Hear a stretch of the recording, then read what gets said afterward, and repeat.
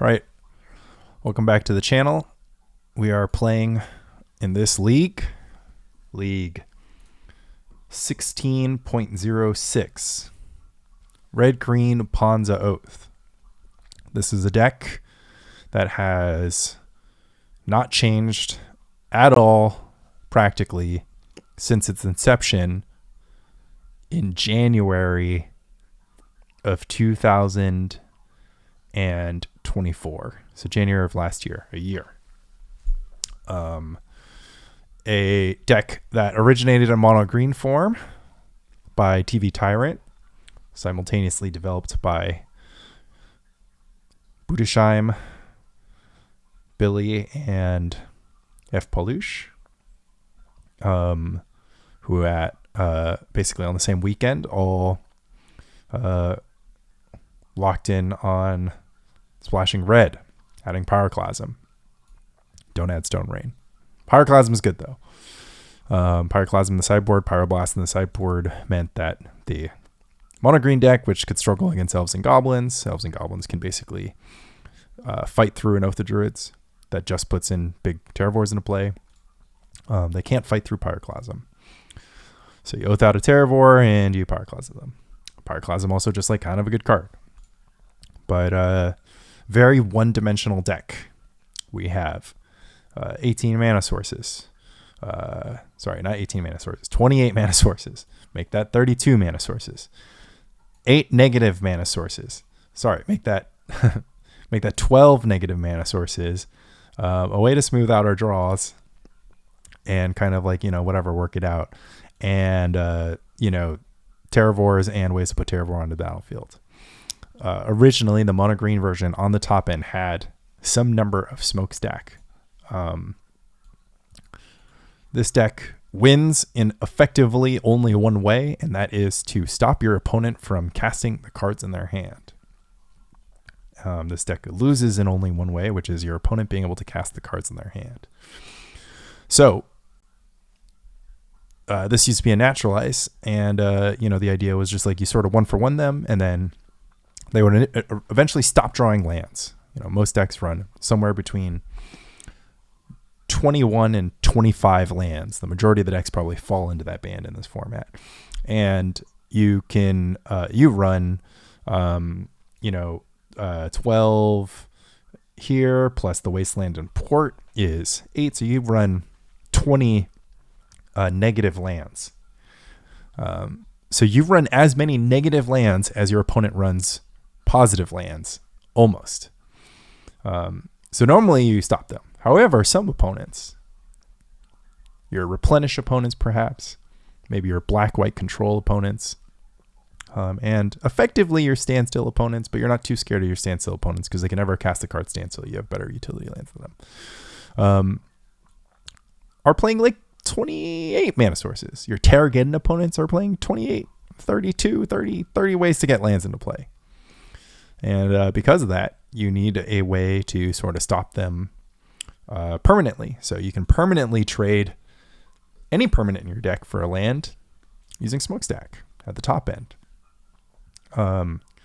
If your replenish opponent is crafty, playing Sabo's Web, well, hopefully we don't get too many of these in plays, and we just get enough of these in play so that we can put Smokestack into play. And then the Sabo's Web will not stop you from trading your permanently tapped lands for their lands. And basically, you put them in jail with your early land disruption, and keep them in jail with Smokestack. Sometimes they could break out, but I always thought this card was like super interesting in the deck. It's really, really slow, but this deck is also really, really slow. You really don't want to like cast it super right away most of the time. But you're going to be porting your opponent eventually. You're going to be like porting, stone raining them. They're going to like have this one little window where they sort of just like miss a land drop and they pass without doing anything. That's when you give them the Smokestack, locks them out of the game.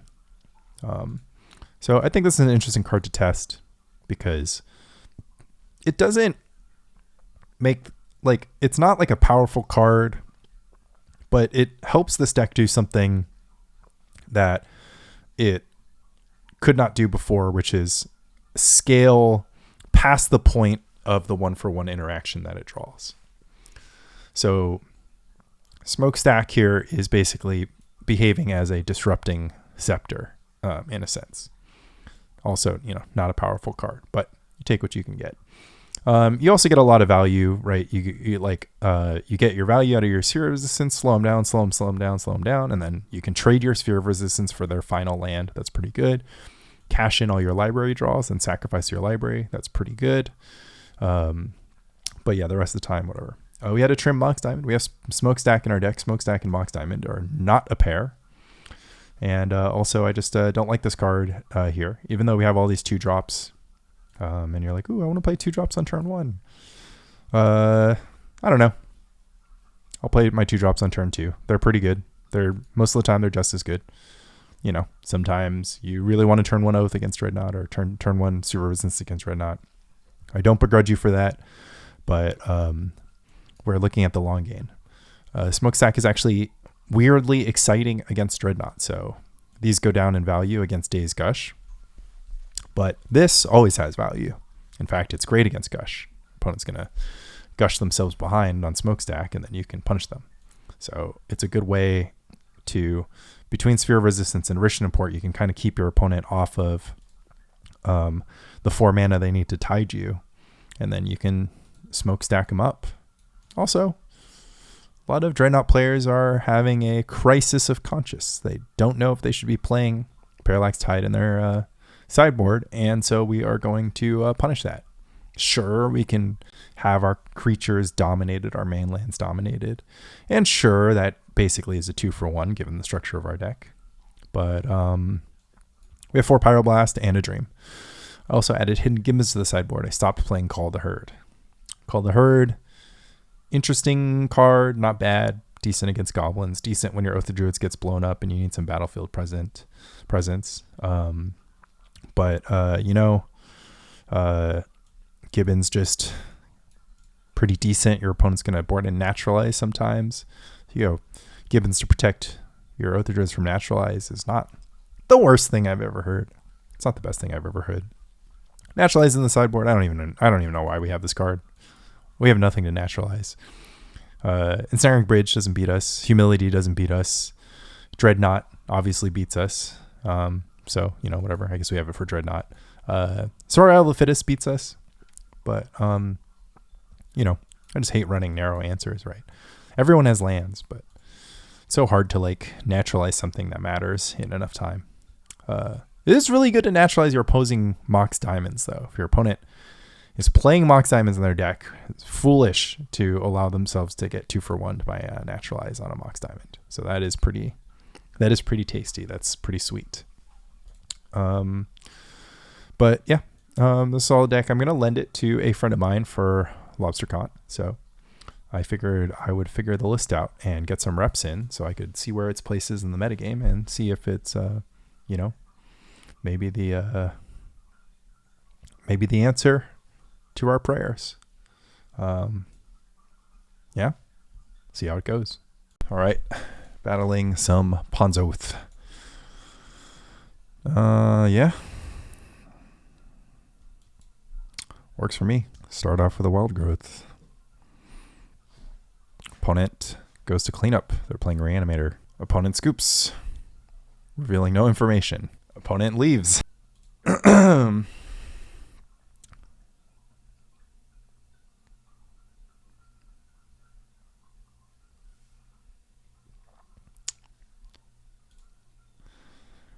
was just going to pass it back. All right, we're going to give our opponent 1 F6 takebacks. All right, let's try again. Even better hand. Yeah, I mean, it's like a turn 1 Smokestack. It's like a turn 2 Smokestack hand if I want it, right? Well, no, it's because of Treetop Village. No, it is a turn 2 Smokestack, right? Yeah, okay. That's probably pretty good. Turn 1 Sphere of Resistance into Smokestack eventually seems fine, but I think turn 2 Smokestack is like the best that I'm ever going to get out of the card Smokestack. I guess I'll take the free mulligan into maybe the God draw. We'll see. Maybe I get duressed and then my plans are foiled. Also, I have like no clock once I do this, but and they can, because they'll have 2 lands in play. Oh, but if it's burn, do I need Sphere of Resistance for burn? I kind of just need Oath of Druids, Sylvan Library. I mean, if it's burn, I think I still try to get Smokestack Sphere of Resistance into play and then go from there. I mean, I guess I could go Sylvan Sphere of Resistance this turn. No, Smokestack unfortunately takes so much time to develop, but what's nice is that it'll keep them off 3 mana forever, potentially. So it ends up being a slow start, but it could prison them out fully. And then also, you know, burn sometimes keeps 1-landers. So now all we need is an answer for this Jackal Pup, which we might get. Because I can go Sphere Library. I unfortunately would be like sacking. Oh, they have a Treetop Village. Okay, they're playing red-green. Okay, they got lots of permanents. But they still need lands. And then I can still draw a Pyroclasm sometimes. And I'm drawing extra lands too. So we'll play Sylvan. And we'll play Sphere. And then they'll sacrifice something next turn, and then we're probably ticking Smokestack to 2 as like sort of our only way to make anything happen here. Maybe we leave Smokestack at 1. We can just play 1 land every turn. I don't know. If they go like Forest Attack, I take 5 damage. It's still good though. I could go Smokestack to 2, sacrifice Mountain, and then the next turn I sacrifice Smokestack, Sylvan Library. I mean, if they have 0 permanents, it's still really good for me. I need to like sort of actually get to a point in the game where I can prison them out. I mean, this Wasteland is like, I wouldn't even cast it. Oh, they have a Sylvan. Okay, I have to tick to 2. I guess I'll just sack the Karplusan. Maybe I can just crush them. Well, I can just sack Smokestack Sphere and then recast, or I can just like sack Wildgrowth Sphere, or I can sacrifice Wildgrowth Sylvan and then float 1 more turn and then eventually just recast Smokestack. So this turn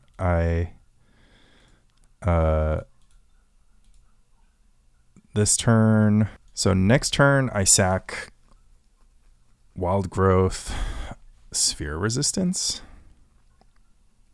because they'll just have nothing. Or I can sacrifice Wildgrowth Sylvan Library and then sacrifice Smokestack Sylvan. I'll sacrifice Wildgrowth sacrifice Wildgrowth Sylvan, then I'm going to sacrifice Smokestack Sphere, and then I'm going to recast Smokestack and put them fully in jail. But maybe, well, no, I don't actually need Sylvan to feed me like a stream of. I don't need Sylvan to feed me a string of permanents because my entire deck is permanents. So, but yeah, they're playing Jund Beatdown. I like an aggressive Jund deck a lot, just because the base of Jund is red in Premodern, so you get the Bloodstained Mire, so you're going to have like a lot of red. They're going to play another Sylvan Library, so they're just feeding the stack. Okay, so I'm going to sacrifice Wildgrowth. I guess I can sacrifice Wildgrowth, and then sacrifice Smokestack Sphere. I'm like attached to my Sylvan. I know I'm just going to draw a land this turn, so it's like still okay for me. It's the last land I can sacrifice, but that's not a big deal. And then I could say yes, make them sack 3, and then I'll sack 3. But I think it's right now it makes sense for me to sack 2, or to keep it on 2. And then I'll sacrifice Smokestack Sylvan or Smokestack Sphere. So, I mean, I can also just start drawing cards with Sylvan once they have like 0 permanents in play. Sacrifice both Sylvans, makes sense. So yeah, I have to leave I can trade my Smokestack for 2 for Smokestack for 1 next turn. They're doing a good job playing permanents, but surely I will out-permanent them eventually. But yeah, I think I'll start paying for Sylvan this turn. 4 mana Call the Herd. I can handle this. Okay. Have to sacrifice Sphere, sacrifice Diamond, and then the question is, do I say yes to going to 3 to potentially get the lockout? Still no, right? I think, well, I kind of need to like, so now we're on equal number of permanents. So we're 5 permanents against 5. I really need them to sacrifice all their stuff so they can't cast lightning bolts anymore. That's the dream. I also have to kind of block this elephant token next turn, which is no guarantee that I can do that.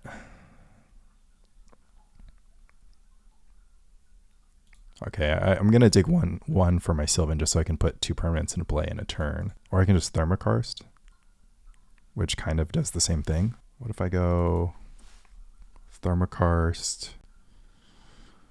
Thermokarst pay 4 puts me down to 12, but I can Thermokarst next turn and then possibly have like a Mishra's Factory block.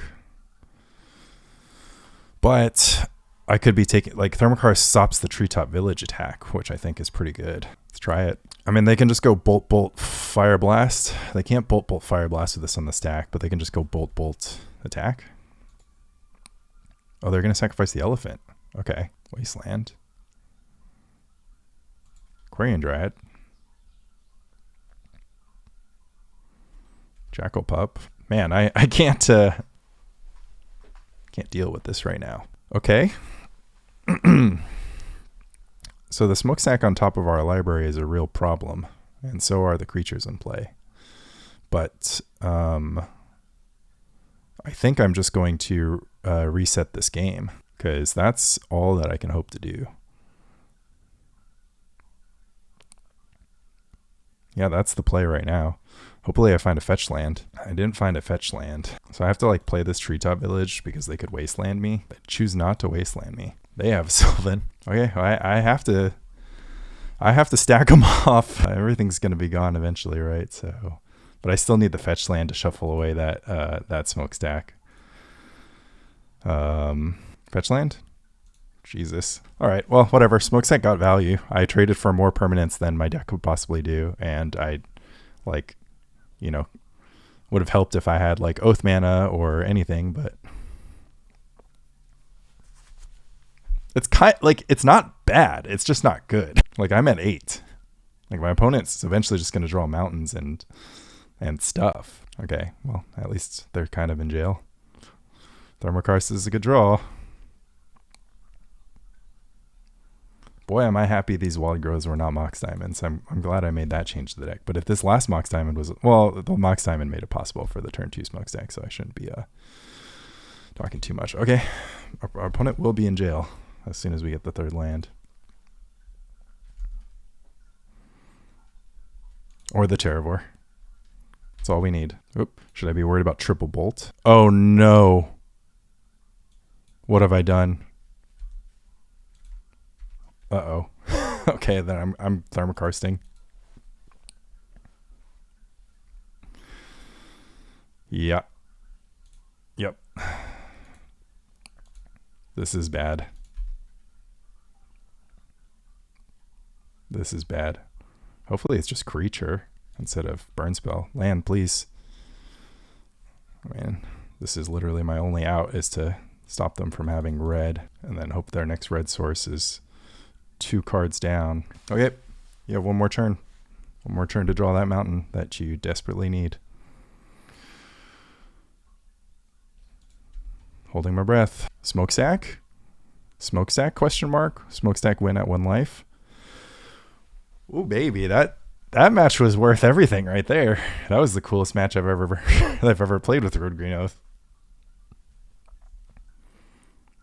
This is going to be a hard matchup, honestly. Their Sylvan Libraries are like super good against me. Like, I can Pyroclasm some Jackal Pups and Quarian Dryads, but honestly, it's not like it's that competitive. And Hidden Gibbons isn't like too exciting.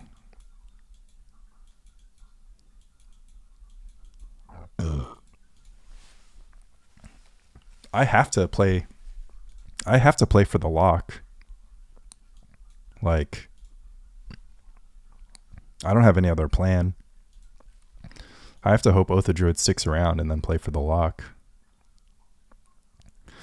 I'm just going to guess that I would rather, like, if I go Oath of Druids Hidden Gibbons. They can't naturalize the Oath of Druids. And I think they're going to want Naturalize. And then Hidden Gibbons waking up is better than Pyroclasm because they have like Call to Herd and stuff, and I need to block 3/3s. My own Sylvan libraries aren't particularly exciting, I think. It's crazy, but I think Smokestack might be like the only way.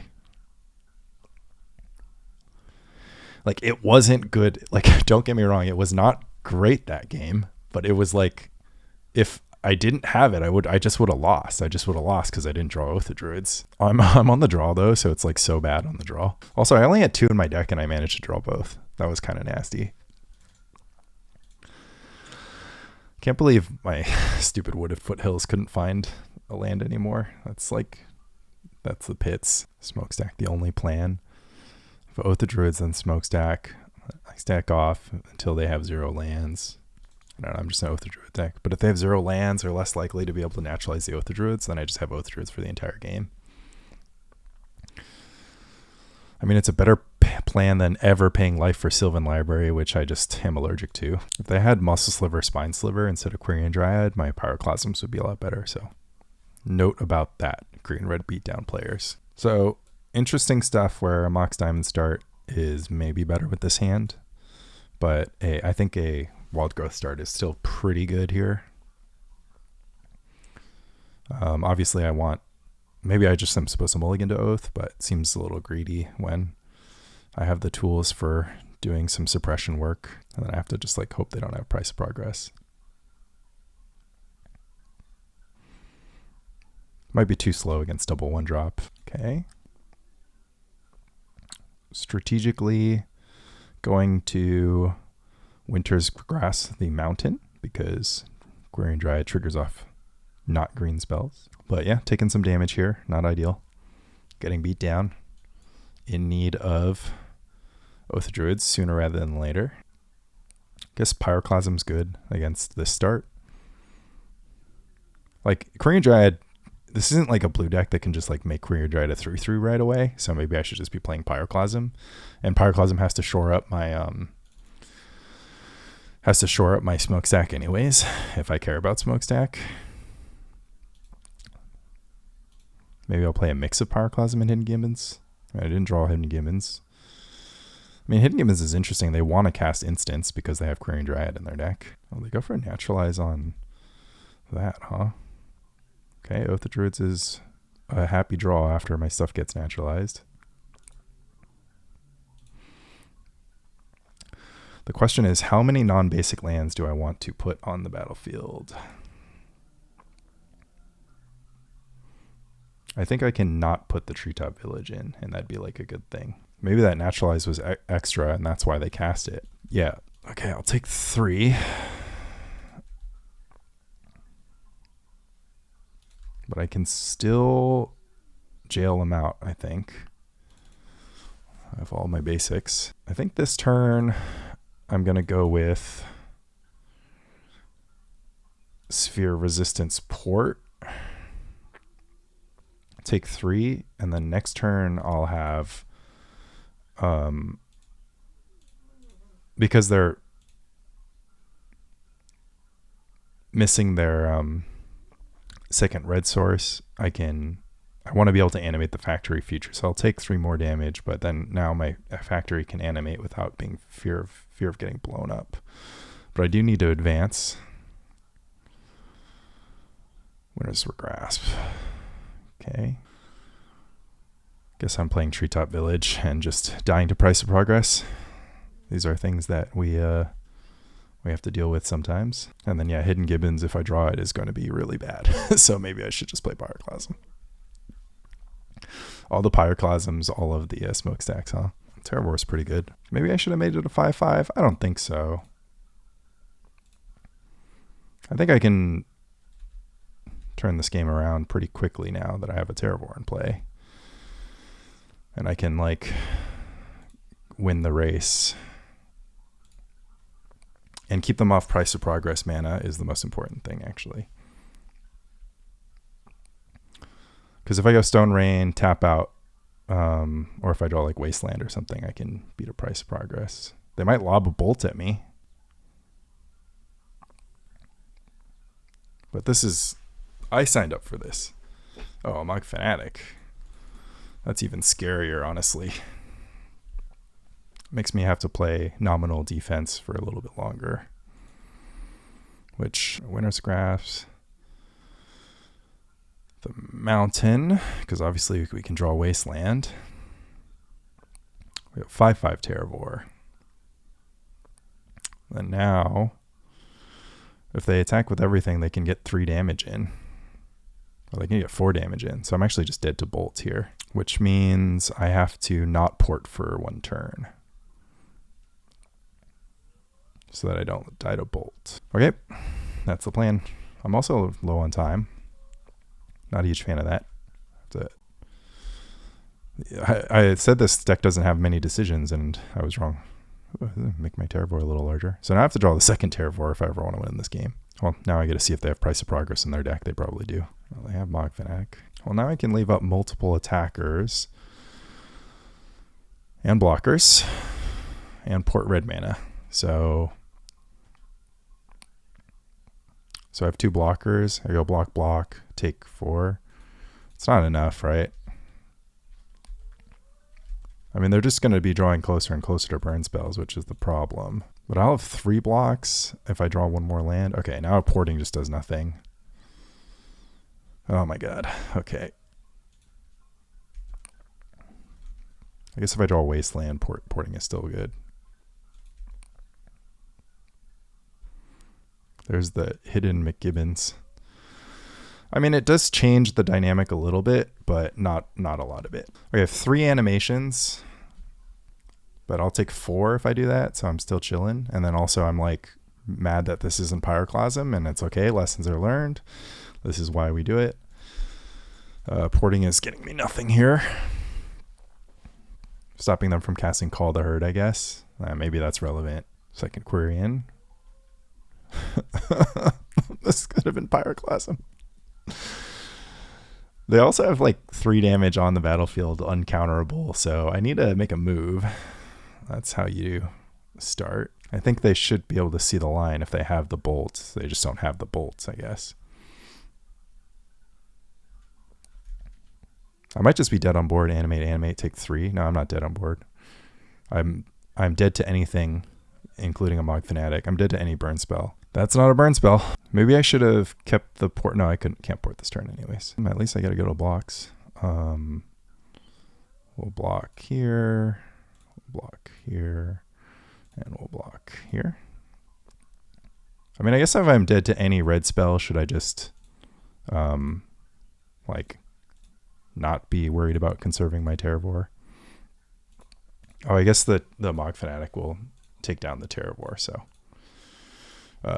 that would be bad if my only line is to have like a nasty Terravore attack. But I think they just kind of figured out that they can have lethal, right? So if Terravore trades for Mog Fanatic and Korean Dryad, is that a better outcome? Because then they won't have the Korean Dryad attack next turn, and I have to, you know, whatever. Or are they just trying to make it so that I don't trigger Oath next turn? Well, so I can guarantee to trigger Oath. Oh no. Okay, so if my Terravore die, I mean, I might not trigger Oath next turn. Yeah, okay. That's why this is happening right now. They're going to do the don't trigger Oath setup and make it much harder for me to win, because they can just like annihilate their own board, and then and then I'm just cooked potatoes. I mean, either that or they just have 1 damage and they found the line. But it's like they shouldn't have played the Jackal Pup if they had this plan to clear their own board. Well, I have a Hidden Gibbons now. Okay, well, probably should have had Pyroclasm in my deck, huh? Whatever, we're on the play, we're better on the play. Call the Herd's going to be really hard for them to cast on the draw against Sphere of Resistance and all the LD, and then Pyroclasm will just clean everything else up. Good old punting away the entire match there. What was I thinking? This doesn't kill Call the Herd. It just like kills Korean Dryad because they don't have like 2 spells that they can cast. Like sometimes it doesn't kill Korean Dryad. Eventually they made a big Korean Dryad. It took them like 10 turns. Ugh. I could also think about putting Sylvan Library back in the deck, but I don't know. A Smokestack would have gotten them there. They had a lot of permanents, but I did too, and I was needed to be able to trade my lands for their Mog Fanatics, as embarrassing as that sounds. All right. Good enough for me, although I'm missing the red source, but I have quadruple Stone Rain, so hopefully I draw a green source or a red source. Mog Fanatic.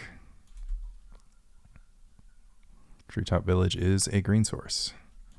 Pass the turn. Also, I could have the other misplay that I did was I could have forced a Oath trigger, which would have been at least interesting, because I could have played like Sphere Resistance first and then Sylvan Library. Port. If I take out green, they might not play Quirion Dryad. If I take out red, they might not play Jackal Pup. Well, all their red spells cost 1 and all their green spells cost more than 1, so I should still try to prison them out, right?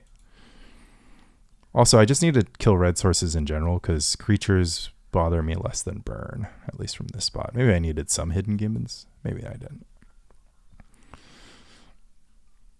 No, burn's really good because burn can take down my man lands and do all sorts of other stuff that I don't want them to accomplish. They paid 4, but you can only play 1 land per turn. That land being a Wasteland is pretty good, but that land being a Quirion Dryad is not good. How greedy should I get? That's a nice little 2-for-1. I guess I should just like Wasteland your Wasteland and then put you on 0 lands right now because I need to protect my sources, as it turns out. Because I don't actually have to worry about, like, if I keep them on lockdown and I keep developing on my mana, that's good, because eventually they're gonna, like, I don't know, pay life for Sylvan Library, like whatever, and then I'm just gonna get my attacks in. And also while I'm still here, like, I might as well just put myself live to drawing Oath, right? Although this turn, I guess I'm casting Pyroclasm. I guess I don't have to. I can just hold up Treetop Village.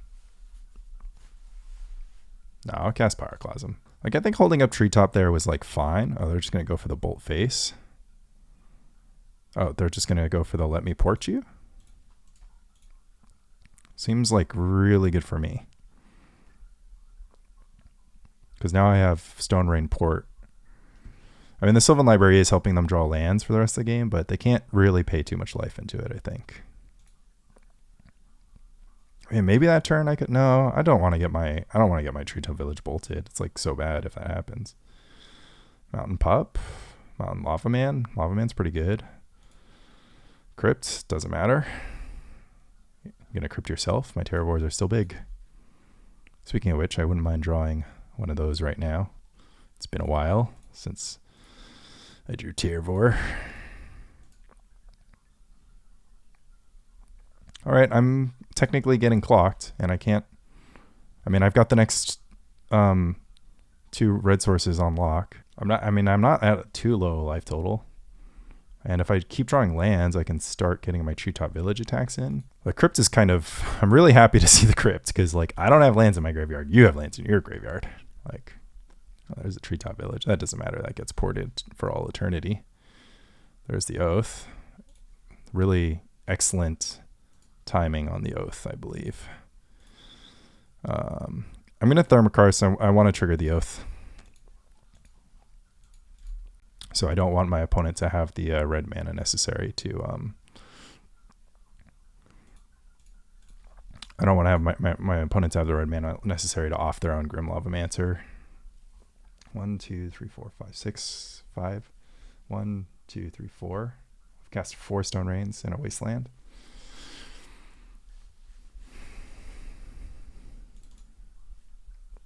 I think this is where we finally find the win.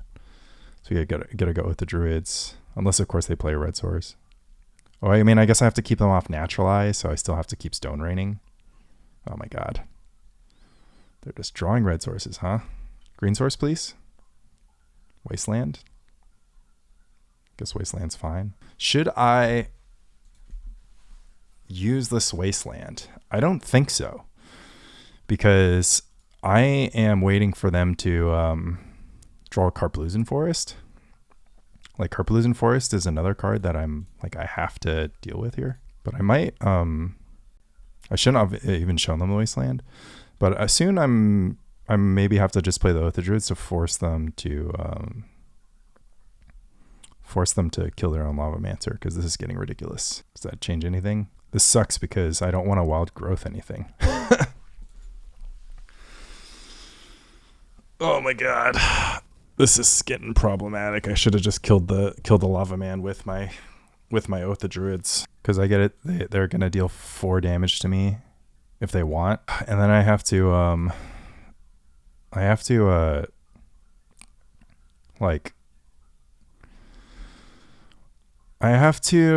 Wasteland this Treetop Village in case what the card they're holding in their hand is Naturalize. I didn't really want to sign up for any of this, honestly.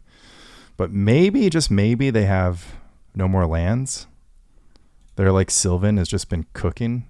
It's like full-on Cookerson McTimerson. Can we draw Sphere of Resistance? Like, it's got to kill itself, right? Oh my god. So aggressive. Your hand is just like Mountain Lightning Bolt. You have 1 turn. What if I draw Sphere of Resistance? Okay, I need to draw Sphere of Resistance. I'm going to go down to 4. They have to draw like Mountain Fireblast. Hold on. What is happening? They have to draw Mountain Fireblast like this turn. I could draw a Stone Rain. There's so many things that can happen to me that are like excellent. Man, if I knew they were going to do this, I should have just played. Oh my god, I drew Sphere of Resistance. Oh my god, we are so good. We are so good. They're at a pretty high life total, but I can get there because I have the Treetop, right? Oh my god, the Tormod's Crypt is going to become relevant, because the Tormod's Crypt is going to make it so my Treetop attack isn't lethal.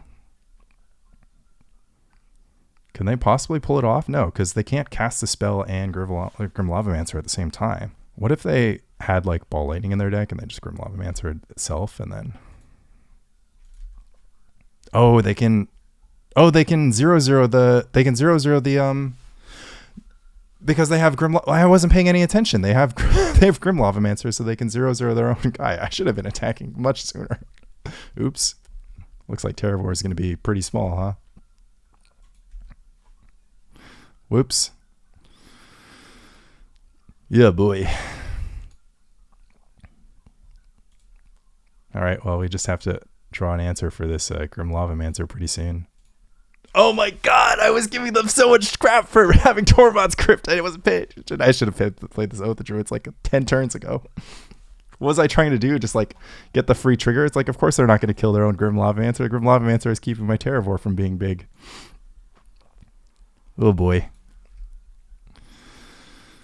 Oh boy. Well, guess I should have had the Zuran Orbs. Get in for 1. I mean, I maybe should have investigated the possibility of doing something else. I don't know. Okay. I mean, they're technically giving me a chance here to draw out. So Pyroclasm and Stone Rain are both live outs here.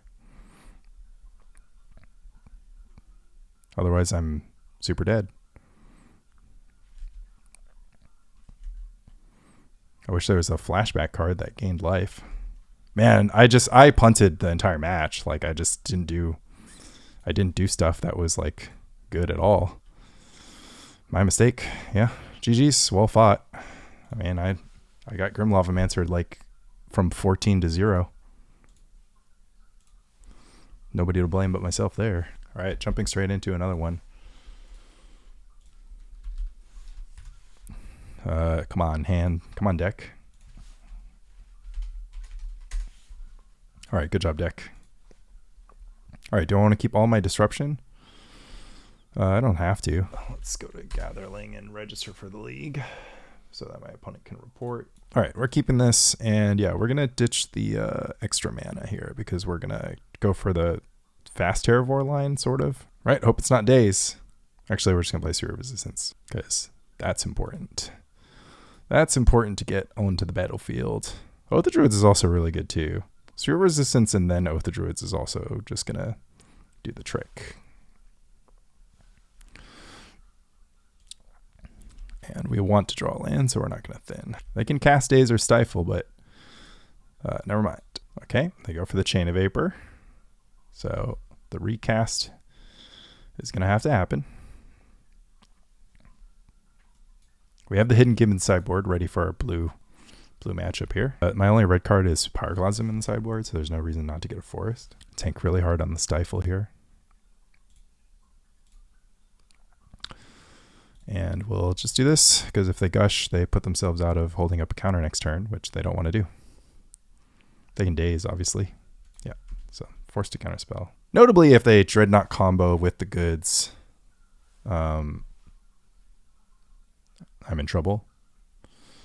But I gotta make sequentially larger and larger Terravores. I get to block with a 5/5 Terravore.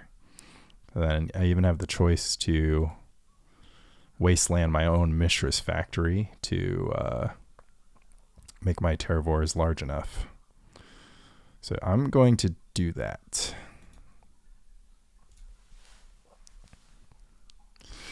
And do I want to lose both Terravores to a Stifle? And I could also just play Sphere of Resistance and just make it harder for them to stifle the next Oath of Druids trigger. I'm okay if they trigger this because they're going to put islands into their graveyard. Yeah, now I have two 14/14 tramples. What are you going to do?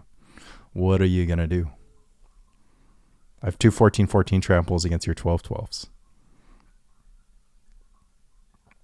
Okay. Do they just run Chain of Vapor? So they're just going to play the tide situation. Should I trade a Terravore for a Dreadnought? Is there any incentive to? Yeah. Because if I trade a Terravore for a Dreadnought now, that's good. And if they take the 14 and then try to double attack, they can't do anything about this Terravore unless they have exactly Boomerang in their deck, which most of the time if you have Vision Charm or Chain of Vapor, you don't have whatever. But did they mill over a Flash of Insight? They did. So if they did have something, they can't cast Flash of Insight anyways. Throw down the double block, yeah. Okay.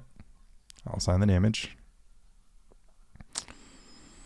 3 mana for Sylvan Library, and I'll port you so you can't do anything. All right. We won game 1, which is pretty big deal. So here is the interesting thing. We don't have to play these because we can play these. So bring our entire sideboard for Dreadnought. And actually,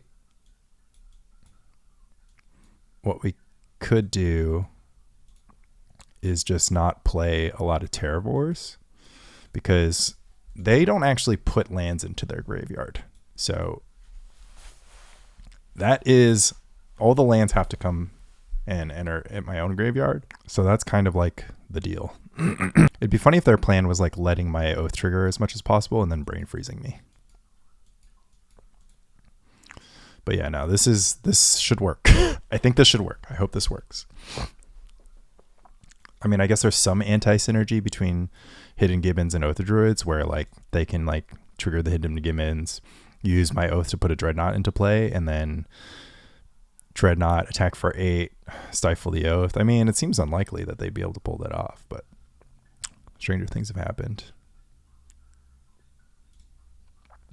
Just gotta go for it. All right. This has the tools. Okay, I'm going to go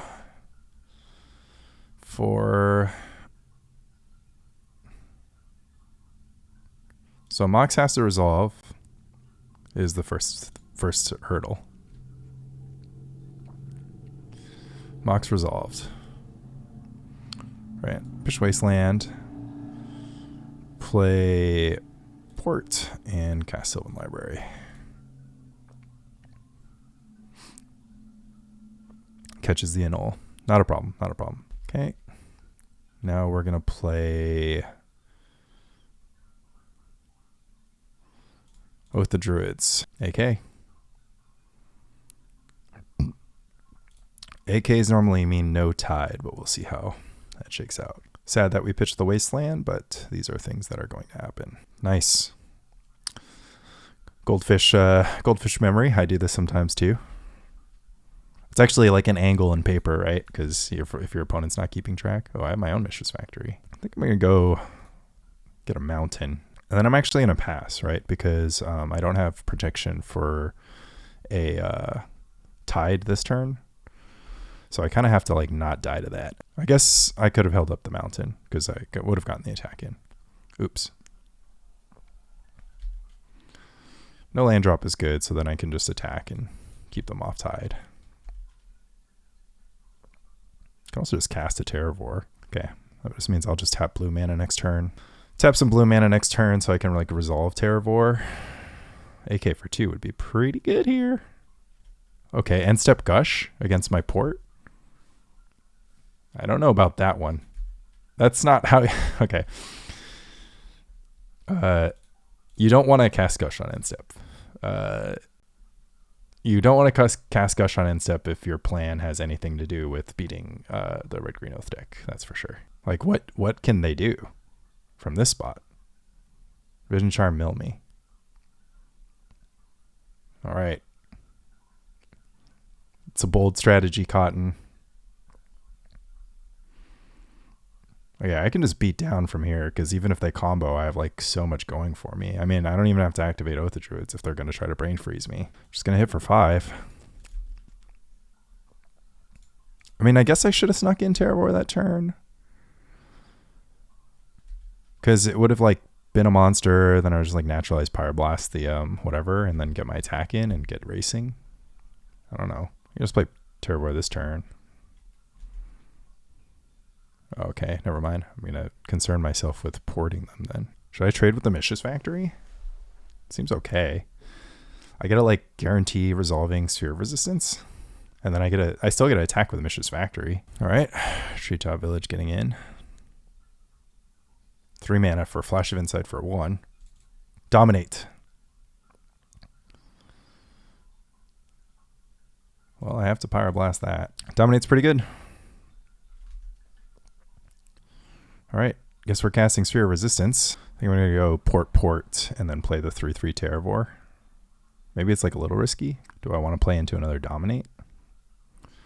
It's kind of like a 1-for-1. It's kind of good still. I guess we don't have to play into Dominate if we have a bunch of ports, right? Man, these AKs are pretty strong. Let's see what happens. I mean, they're going to hit their land drop. But this is like a really strong attack, but I kind of still need to be worried about tide. I think casting Sylvan Library is fine here. I feel like I'm not getting tided. I feel like my opponent is doing other things with their life. I mean, if they turn out to have tide, then, you know, maybe they deserve it. I'm not one to judge. We have to end the game, and this ends the game with like some top decks. Yeah, top deck land, this ends the game. Or we can play it slow. Yeah, we can play it slow here. Because our angles are pretty covered. I guess we can play 4 mana Terravore.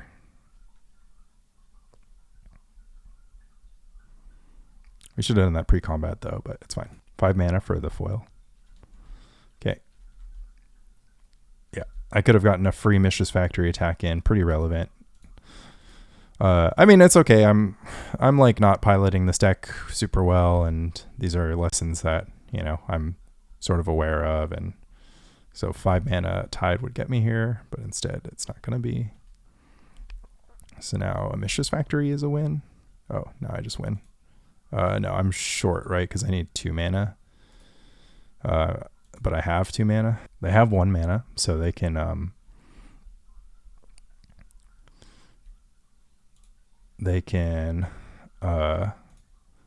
cast foil, but I got them. Didn't do anything that the deck didn't used to do. Just cast Pyroblast and Naturalize, so I didn't draw Hidden Gibbons. And then in game 1, I just like did the normal stuff. But they might have had Dominate instead of Tide, but I actually kind of contained Tide, so yeah. If I Wastelanded the Mishra's Factory, this game would have been a lot easier. Alas. All right. Match 3, ripping them off. Ugh, what a nasty one. It's still a keep, though. I mean, I have an Oath of Druids. But I just get Wastelanded out of this game. That would be bad. I have like all the good stuff, though. Just like draw Sylvan Library. Like turn 2 Oath of Druids versus like the possibility they get Wastelanded. Like Artie could be playing a Wasteland deck, but you just gotta believe. Like I might draw a land anyways.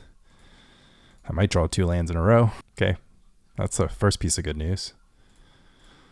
Let's go with Sylvan. I'd like to start hitting land drops. Upkeep fetch. I don't think I've seen already put Bloodstained Mire into play ever, so this could be an interesting one. Oh, play Tempting Worm. Do it. Play Tempting Worm. Wallet Roots. Boo. All right.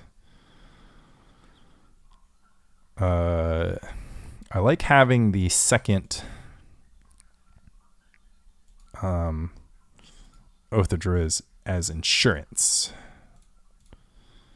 But if this Oath of Druids triggers, it'll get rid of the other ones.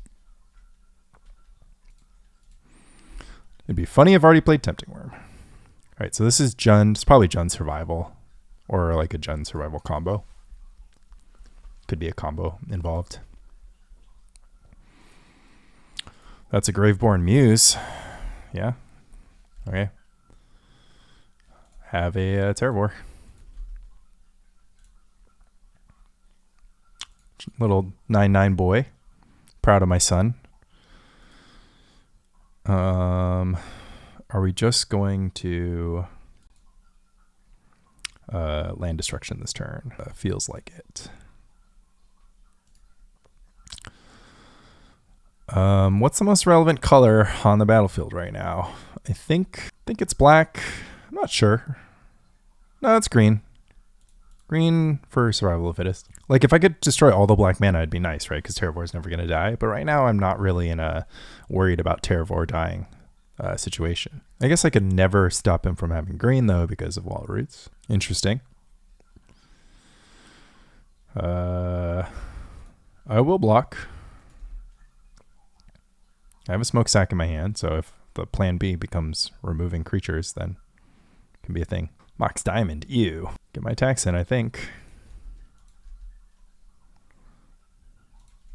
Already elects for no blocks. Okay, I don't know what's happening. I think mid-range is happening, but I can't be sure. Oh, I guess the attack made sense because it was just like...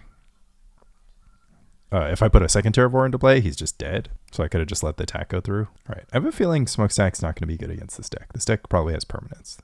This is probably just survival rock, and it might have the it might have like the random combo in it, but I don't know if it will. Just have to stop survival of the fittest. This is gonna be a tough matchup actually. If they just like direct survival, I mean, I'm like helpless, so I really need the land disruption to get in. There's like some consideration for having Pyroclasm to get rid of Birds of Paradise, but Birds of Paradise and Mesmeric Fiend are like the only things that Pyroclasm hits. Could be better than Mox Diamond specifically, just because I can't really just have super air in my deck against a grindy deck like his. We'll try it out. Yeah, this is fine, but like notably Mox Diamond here, I mean, it'd be good but not great. It's like I get turn 1 sphere resistance, but I mean this hand would be really good with Smokestack though. I'll tell you what, maybe I still play it. Smokestack is really bad against survival. Graveborn Muse, that's really bad against survival. All right, let's keep this 7. Already seems to have kept a loose 6. He spent a lot of time thinking about it. Port. We'll start off on a Wild Growth. Let's see if my opponent punishes me for not having turn 1 sphere resistance with my Mox Diamond. They could just play Survival of the Fittest here.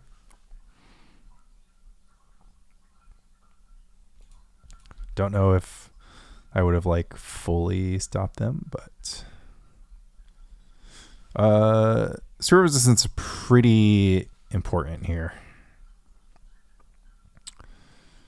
because the survival's in play. So it's just going to make it harder for him to put Wall of Roots and stuff into play. And then I should have played Port. We're going to have to stop this from happening. Pitch Baloth.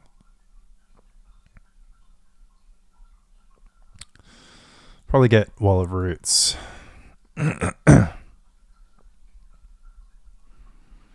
Squee feels a little slow unless you have a land coming. Pitch a Squee. If you get Birds of Paradise, I've got some bad news. Got some bad news. Guess we should have double Wild Growth land. No, that doesn't work. Mesmeric Fiend. Goes for the Fiend. Fiend can take away the Pyroclasm. Not bad, not bad. All right, well, Beatdown strategy engaged. Hope it works. Can, of course, just get Bone Shredder now.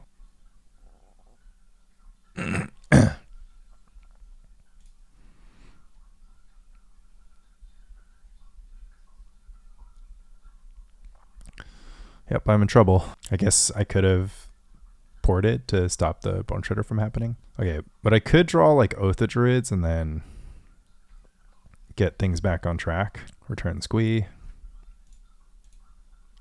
Bone Shredder dies. Port black. Should I board out Stone Rains? Get one more Pyroclasm in there. Doesn't seem that good. Withered Wretch. A little bit of control. Another Sphere. All right. Hellbent. Boo. All right. Opponent now has enough lands to do whatever they want. This is what happens. You draw 2 cards a turn as you beat Ponza Oath. Tough life. Guess I should be playing max Pyroclasm. I think the problem is any card I can draw to get out of this gets answered by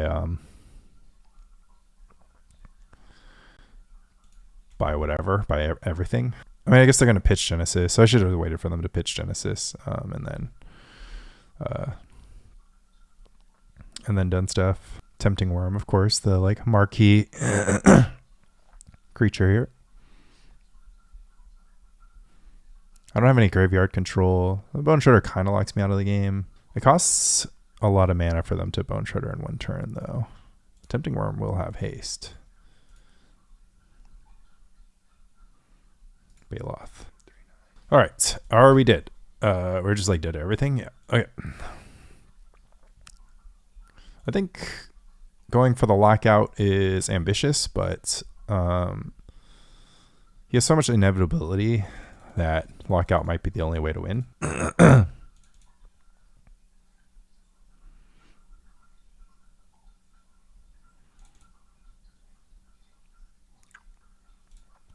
I think my goal is just to put a Terravore on the battlefield. Stone Rains aren't good. Pyroclasms aren't good.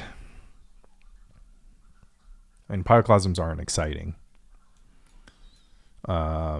Whether or not Artie has creatures with 1 toughness in play does not always affect his win outcomes. Like whether or not he has a Birds of Paradise. Pyroclasm just becomes roughly as good as the Stone Rain, right?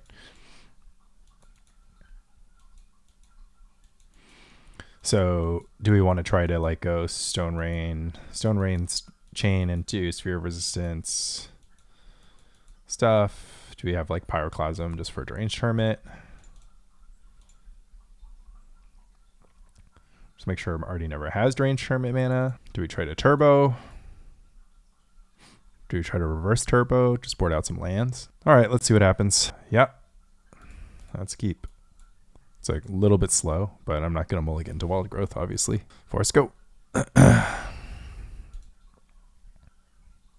Swamp. Oof. Strong Duress. Oh, Cabal Therapy. Naming Oath is not going to do it. And I have the 2 different Stone Rains, so very insulated from this Cabal Therapy. I can also top deck Oath. Pretty happy that missed. I'll just play Library. I think I'm getting aggressive with this Sylvan Library. Although if it's naturalized, I'm going to take a break to try to control the green sources. Birds. Contemplating trading birds for something. Don't think that's good. Nothing in my hand is worth trading birds for. But I think my mana control situation will be pretty solid from here. This time just gets to take a Thermokarst. Oh, it takes the Terravore. It's completely indifferent to land destruction. I think I'm like pretty happy to be in this zone because I just got to go Wasteland Port this turn. seems good. Wasteland Port, Thermokarst. And then I have like Pyroclasm if I need it. So yeah, Stone Raining you. 3 cards in hand. The Cabal Therapy is missing. I mean, he's signaling to me that he's flooded, but I'm just not going to change my course of action until I get something else. Play a 3/3. Think we could potentially win this one because Artie's draw is just too slow. He finally missed a land drop, which is great. And then I have the Pyroclasm for the birds. And I hope he plays Wall Roots and blocks. Just like a lot of good things can happen here. Not a lot of bad things. Did my 1 energy 4 life ponder. Mountain? What is mountaining? Tempting Worm? Doesn't hurt to have a second one. I've got bad news for you, buddy. I got bad news for you. I guess I don't want to go down to 10. Guess I can just Thermokarst this. And then not shuffle. Oh, I should have used the Winter's Grasp. He knows about the Winter's Grasp now. Okay, messed up. Put one up on the punt board. It's a plan, Thermokarst. I think Thermokarst Pyroclasm this turn is a-okay. Yeah, and we'll Pyro. And it's time to get my 3 attacks in. Oops, this trades. Oh my god. Oh, wow. No trade, huh? I guess he has access to haste sometimes. Okay. I guess I could get lightning bolted, so I should have cast the Sphere Resistance first. I can't believe I offered up the trade. That's like so bad. Oh, the Birds of Paradise can chump block? No, that's not a thing. Okay, we got there. A little bit of a stumbly way there, but we got there. Oh boy, a little 2-1. Yeah. Interesting stuff. What's happened so far? We've defeated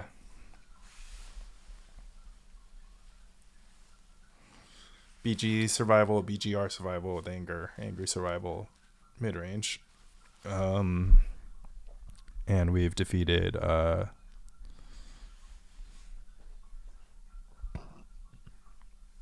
Dreadnought. We've lost to red-green Beatdown with a little bit of misplaying. Sideboard misplay. So deck is doing pretty good. Beating Dreadnought's a big deal. Beating Survival is reasonable. It's important. It's one of the decks you want to beat. Mana Screw You turning out to just be a totally reasonable plan. And yeah, I don't know. Still a solid deck, I guess. All right, ripping round 4 versus Mr. Always Wins. And yeah, just one of those hands that is a hand. I'm just gonna... Is Mistress Factory more mysterious? I kind of have to preserve my colored sources unless if my opponent's on Wasteland. Swamp. Dress is good here. But at least I've got stuff. But yeah, unfortunate that I can't get the Oath of Druids onto the battlefield.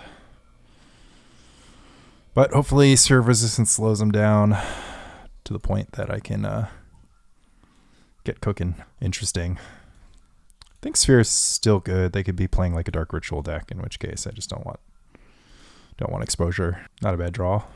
I'll let this get Vendetta, I think. Obviously I need the lands, but I need the aggression as well. 3 mana, Tempting Worm. All right, let's see how that goes for you, my friend. I might just like double block, but I think I'll start on a grasp to make things at least interesting. So Smokestack 2 is interesting. I think Smokestack 2 is pretty fine. I wish my Pyroclasm was a permanent now. I think I'll drop the port here. Pretty unnecessary.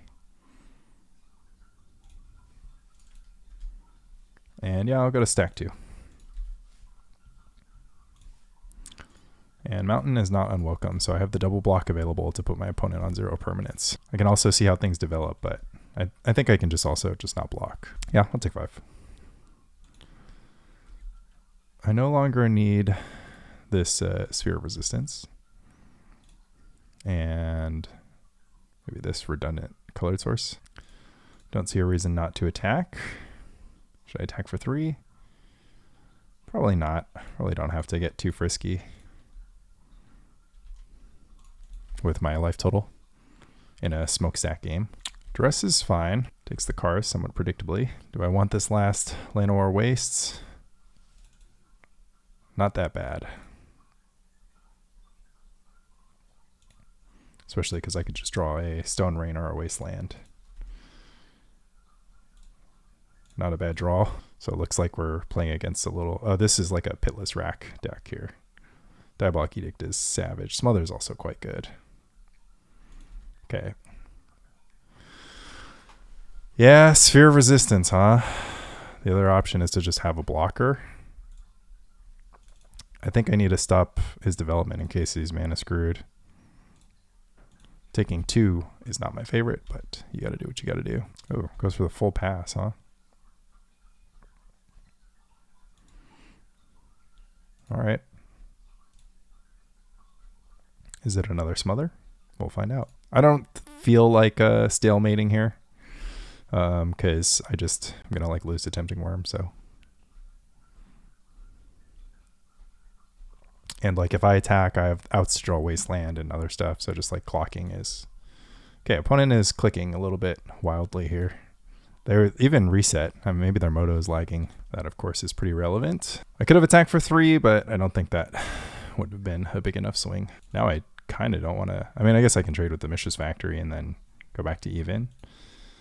But I can also Winter's Grasp the Mishra's Factory. So, okay, smooth pass. Because Winter's Grasp the Mishra's Factory will be like a winning play. So they can't cast anything, and then I just have to attack twice. Should I play a gigantic Terravore? I guess it wins in the same amount of time. So I could have done that. But also if their only play is like Tempting Worm, I don't know. If their only play is Smother.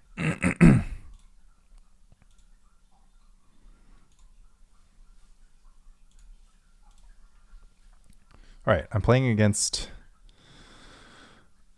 black Tempting Worm. I think putting Smokestack in on Tempting Worm is like pretty strong.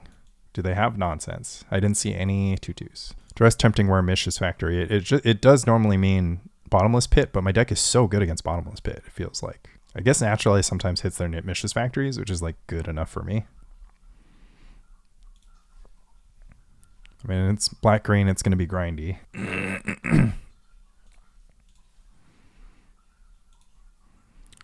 Oh yeah, this is a playable hand. Cabal Therapy. Ooh, that's even looser. It is so hard to hit turn 1 Cabal Therapies, honestly, even if you know your opponent's deck. Are you just supposed to never cast it? It's like you lose to Oath of Druids really hard, so you kind of have to cast it. I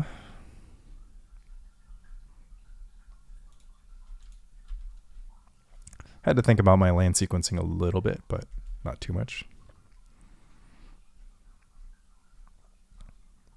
Tempting Worm? Wretched Anurid. Alright, that doesn't get Pyroclasm either, so another creature enters. Oh man, Sphere of Resistance with Port. But they already have their stuff. They already have a 3/3. I think I'm going to port one time to see where we're at. The question is if I want to port black or green. I think I'm going to port black. I'm more scared of Tempting Worm. Or I'm not scared of Tempting Worm, so that's why I'll let it. But he can attack, name Terravore, and then use the Tempting Worm, and then I'm kind of cooked.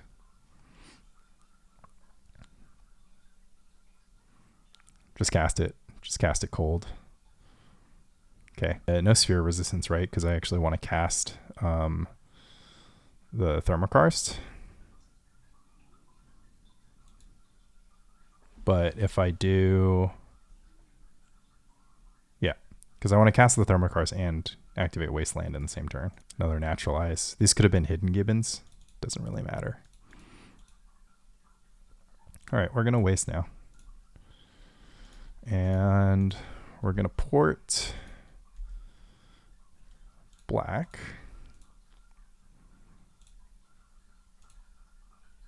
I mean, I guess another Tempting Worm would be a problem, but obviously I need a fade black removal. Like, I can't answer a smother here. Snuff Out. Snuff Out's going to get me, but Snuff Out always gets me, so it's okay.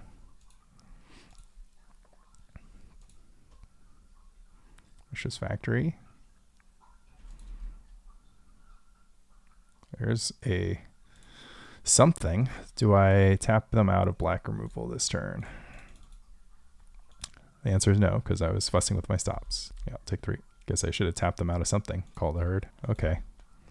Well, at least I have a 4/4 Terravore. And we have to stop them from removal now. And we're just playing the ground game until our next guy shows up. They've got lots of guys, though. Luckily, I can karst the village. I almost have to. Jeez, I drew the all 4 naturalizes. Okay, well, they haven't cast an instant. So the nice thing is a karst grows my Terravore, but the not nice thing is that I have Rishadan Port, and Rishadan Port stops all the manland offense. So I'd rather like save my Thermokarst. I could also just Thermokarst the basic forest and hope my Wastelands get there. But I think we'll just... I've got 2 Sphere of Resistance in my hand, so I think I could go for the lockout, even though my Naturalize situation is kind of disgustingly bad. Tormod's Crypt can shrink by 2. 2 is a number. Looks like I'm taking 6 this turn.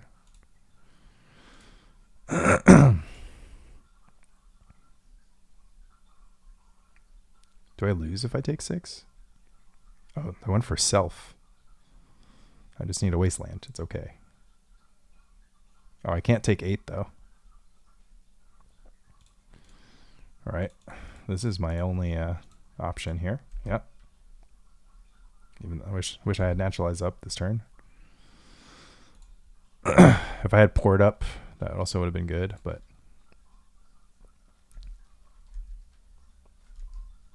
oh, I've got nothing that I can draw out of this because that's my last green source. Also, my opponent gave me nothing to Naturalize. How embarrassing. So am I going to try to do double Pyroclasm? Hidden Gibbons for the smother? It's got to be Gibbons. If they have smother, then Gibbons waking up is like a thing. Synergizes with Smokestack. All right, let's jam. Yeah, don't dress me this time, please. Might start on Sphere of Resistance because I want to force a Oath trigger the majority of the time. Name Sylvan Library. Do it. Darn. Wasteland. Sphere of Resistance does pretty much the same thing here, and then I can go Wasteland Port, and then I can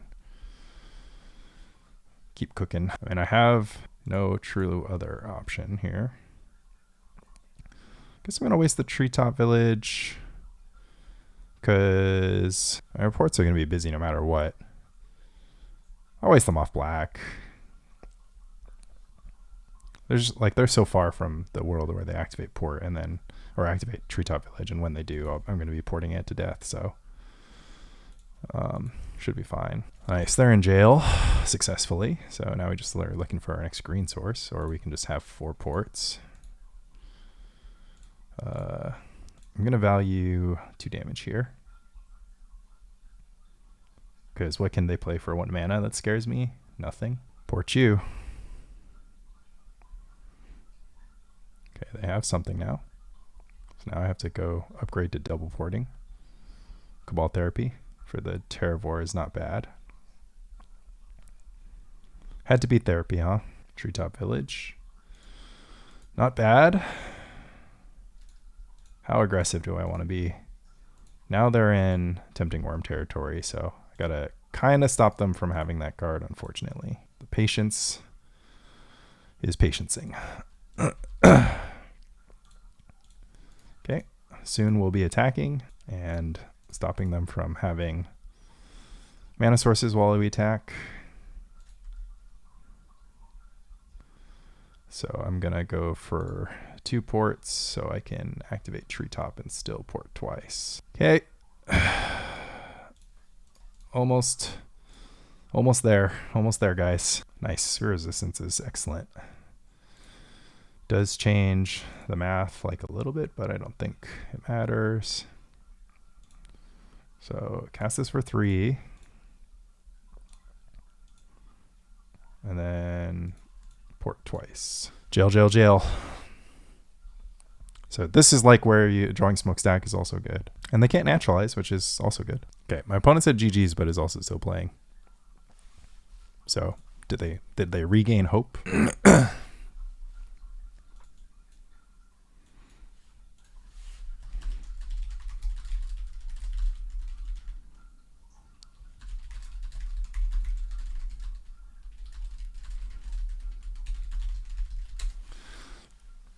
All right.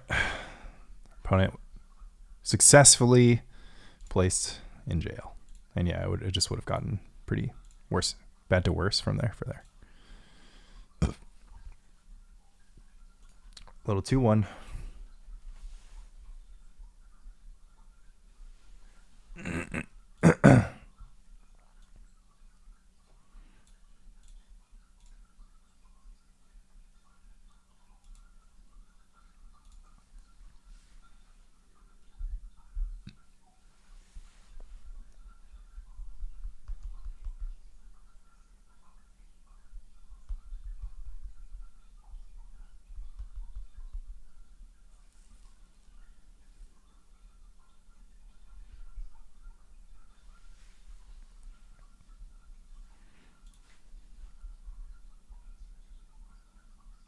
Proud of that one. Worked out. All right. Battling it up with Tony Scapone. Also YouTuber. You can check out Tony Scapone on YouTube. Guess he's an eternal guy who is now a pre-modern guy. This is not the best hand. This might just be a mulligan. No wastelands. No, yeah, this is much better. What do I do?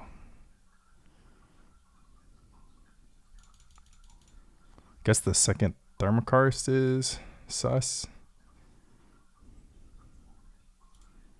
Guess that's the deal. And I kind of want to get rid of this Oath because I know Tony plays like a lot of combo decks. I mean, I don't know if he's playing a Cabal Therapy deck, then maybe we'll regret it. Yeah, it's a combo deck. I'll start off on the Wasteland, considering sometimes I die, so got to hit him with the Wasteland. It's probably Iggy Pop. Ill Pop. Oh, a little peak action. Peak Cabal Therapy. Well, I guess the Thermokarst might have gone either way. Therapy kind of has to get through resistance here, though. Sylvan Library is not bad for a matchup like this. Mental note, strong mental note. See if they're fast enough. They're trying to win. The only option here is to win, I think. The Sphere of Resistance causes lots of problems. They can always Chain of Vapor it, but I've got more that's happening too. They're just going to try to hit a land drop. Or just go crazy. Lotus Petal, Ritual. They found an intuition. So Lotus Petal, lots of rituals.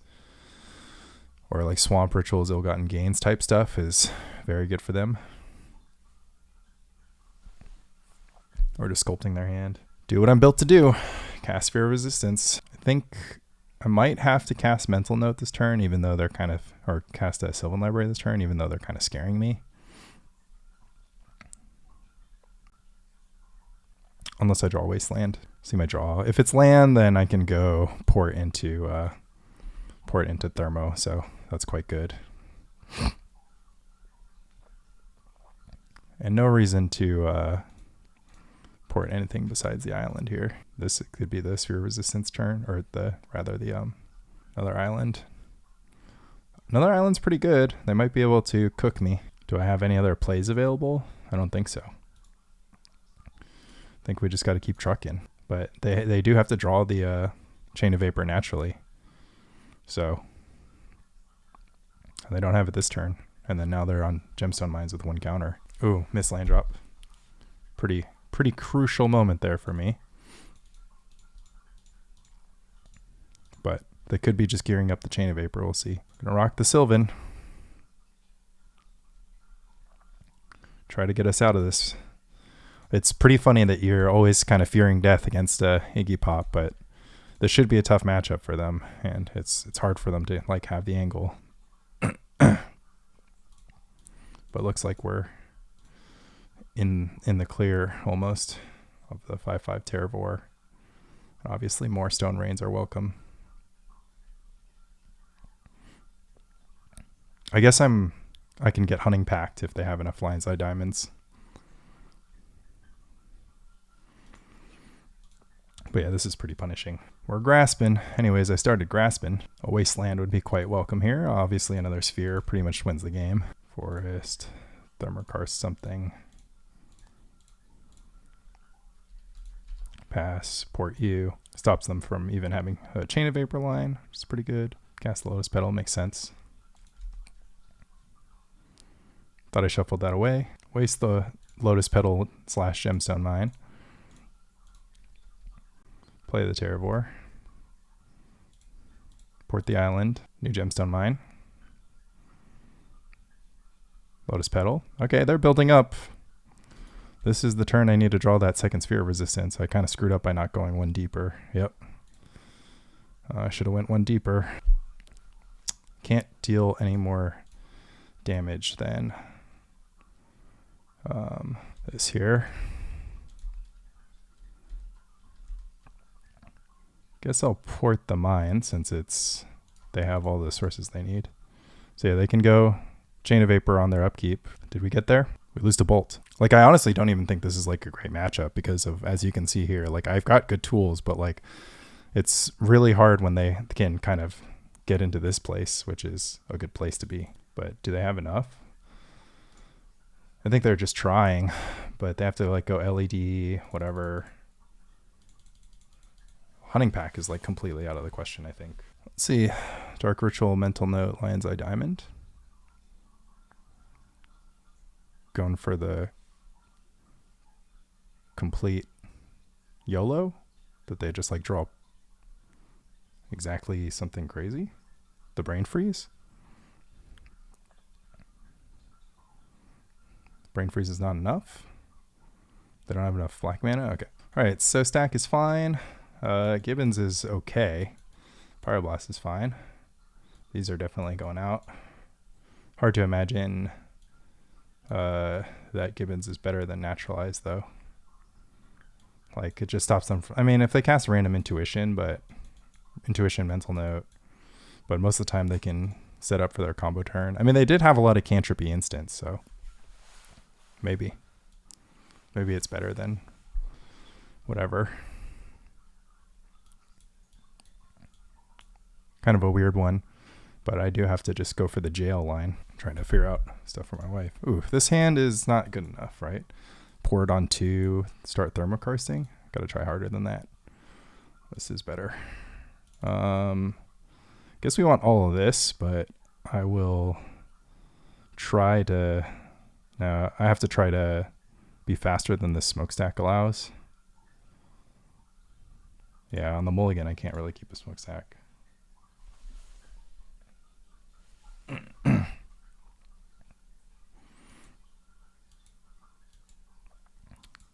Misdirection would be savage from them.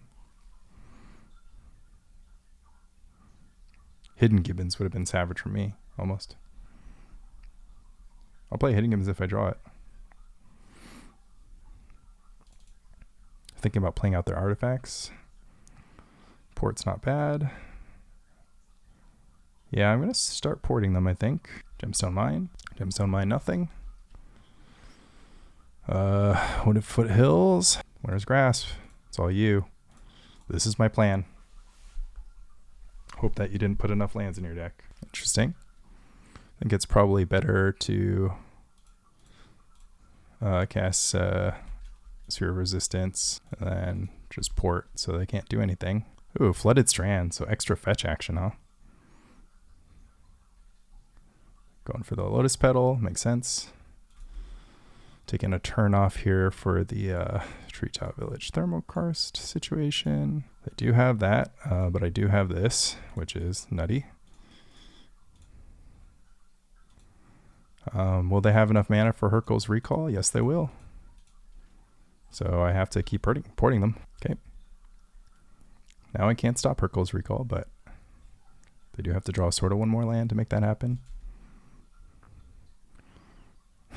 3 mana Hidden Gibbons. Sure, that doesn't make a difference what I do. Probably didn't improve my clock, but it's hard to say. Maybe I should have kept the Smokestack, but who knows. I'm trying to order food. The pass. Get to Thermokarst. Interesting spot. I have to like tap the Polluted Delta, which is like not very good. I actually have to just tap all my lands. All right, they're hand sizing, so time to try to kill them maybe. So we're gonna activate Mishra's Factory.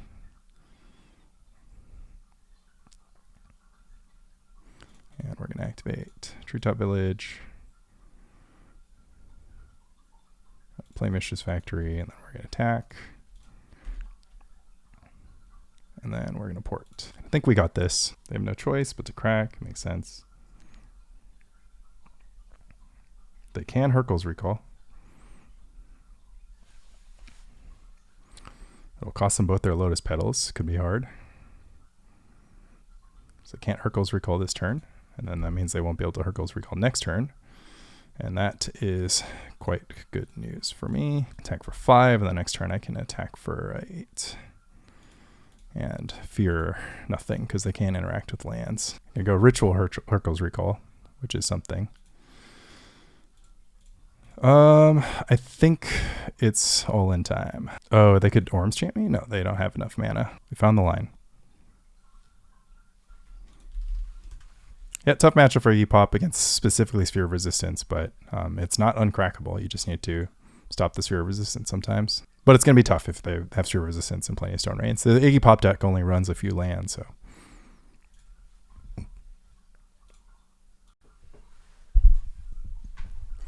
All right. Let's go. Once again, I'm on the draw. I have nothing that costs 2 mana. Nor do I have a Wild Growth, so I think it's a mulligan.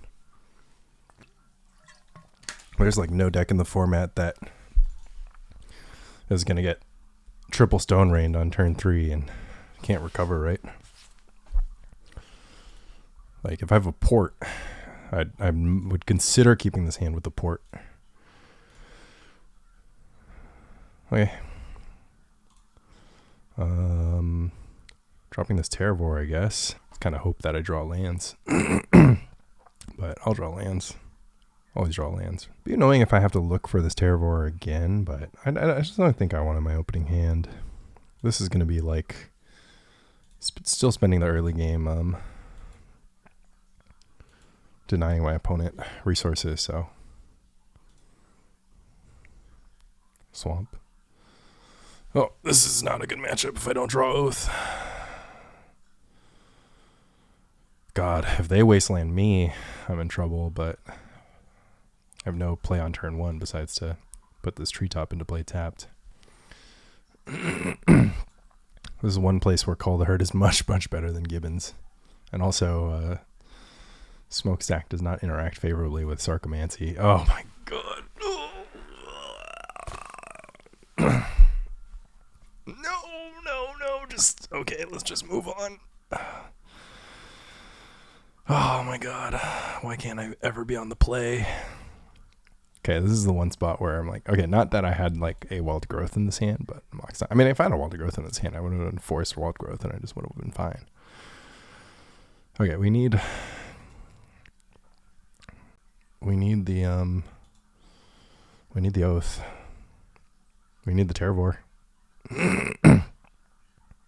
Gosh, I'm so mad. This is my win in. Ooh, negator. Jesus Christ. I'm just dead. Take 9. I can't even draw Pyroclasm. So I take 9.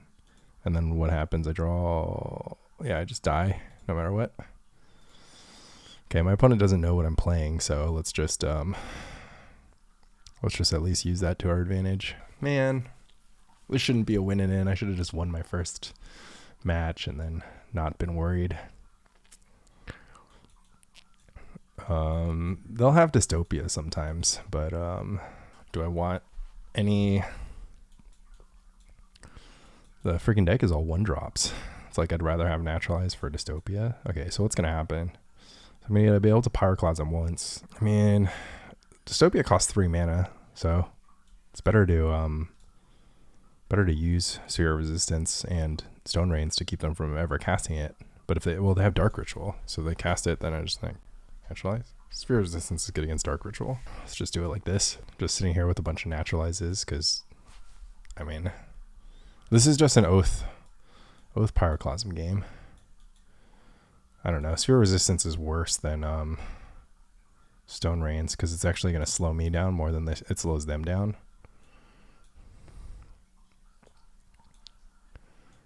Like, it interacts well with Dark Ritual, but the thing is they just empty their hand. It's not like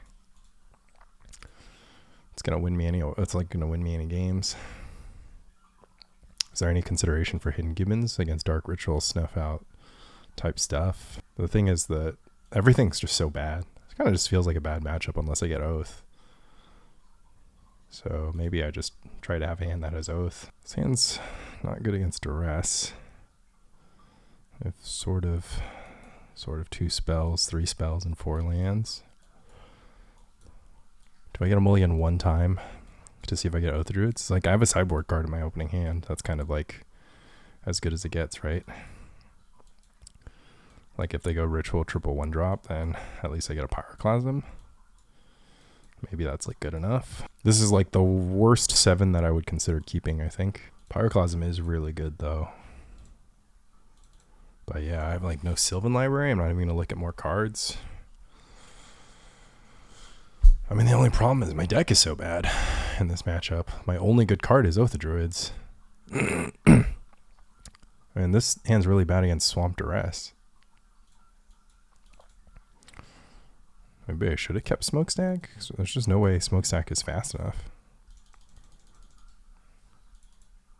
I think I'm gonna mulligan. It's just not enough. It's like really hard to imagine this winning unless like I draw like a lot of great cards.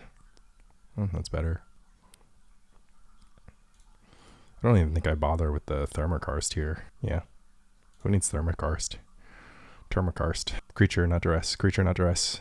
There we go. Okay. Okay. Unless it's Ritual Dystopia, and then even then I get an activation. Pretty happy about that Pyroclasm draw as like a safety valve as well. Unfortunately, my opponent now has information. Well, just a 2/2. Boo. Pretty good. I get to go Mox Diamond and Sylvan Library this turn.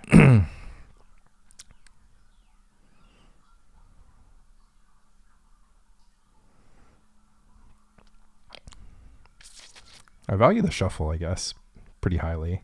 So I'm just like not going to block with Mishra's Factory. There's no world in which I block with Mishra's Factory. I just want to trigger Oath again and then Pyroclasm my way to victory. So yeah, let's play the Foothills, play Mox Diamond. And then what I can do is my opponent doesn't know that I don't want to block with Mishra's Factory. So I'll just do this. Oh wait, I block with Terravore. Duh. So maybe I attack with Mishra's Factory. I'm just going to chill one turn because the shuffle is pretty valuable, I think. So if they play Dystopia, I can also beat it. I mean, they should attack with a zombie token, right? And then keep this Oath matchup, the Oath lined up 1-1. Let's say I have just 4/3 removal spells. Okay, go in the fast route. Nice. All right, this Pyroclasm is gonna eat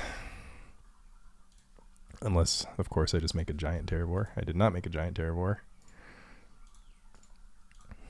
I'll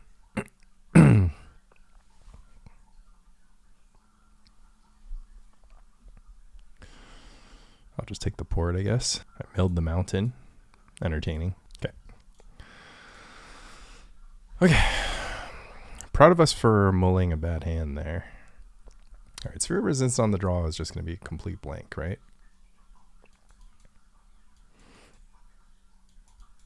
God, I wish I had called the herd right now. Like Wild Growth called the herd. I could try. Like I could have a chance.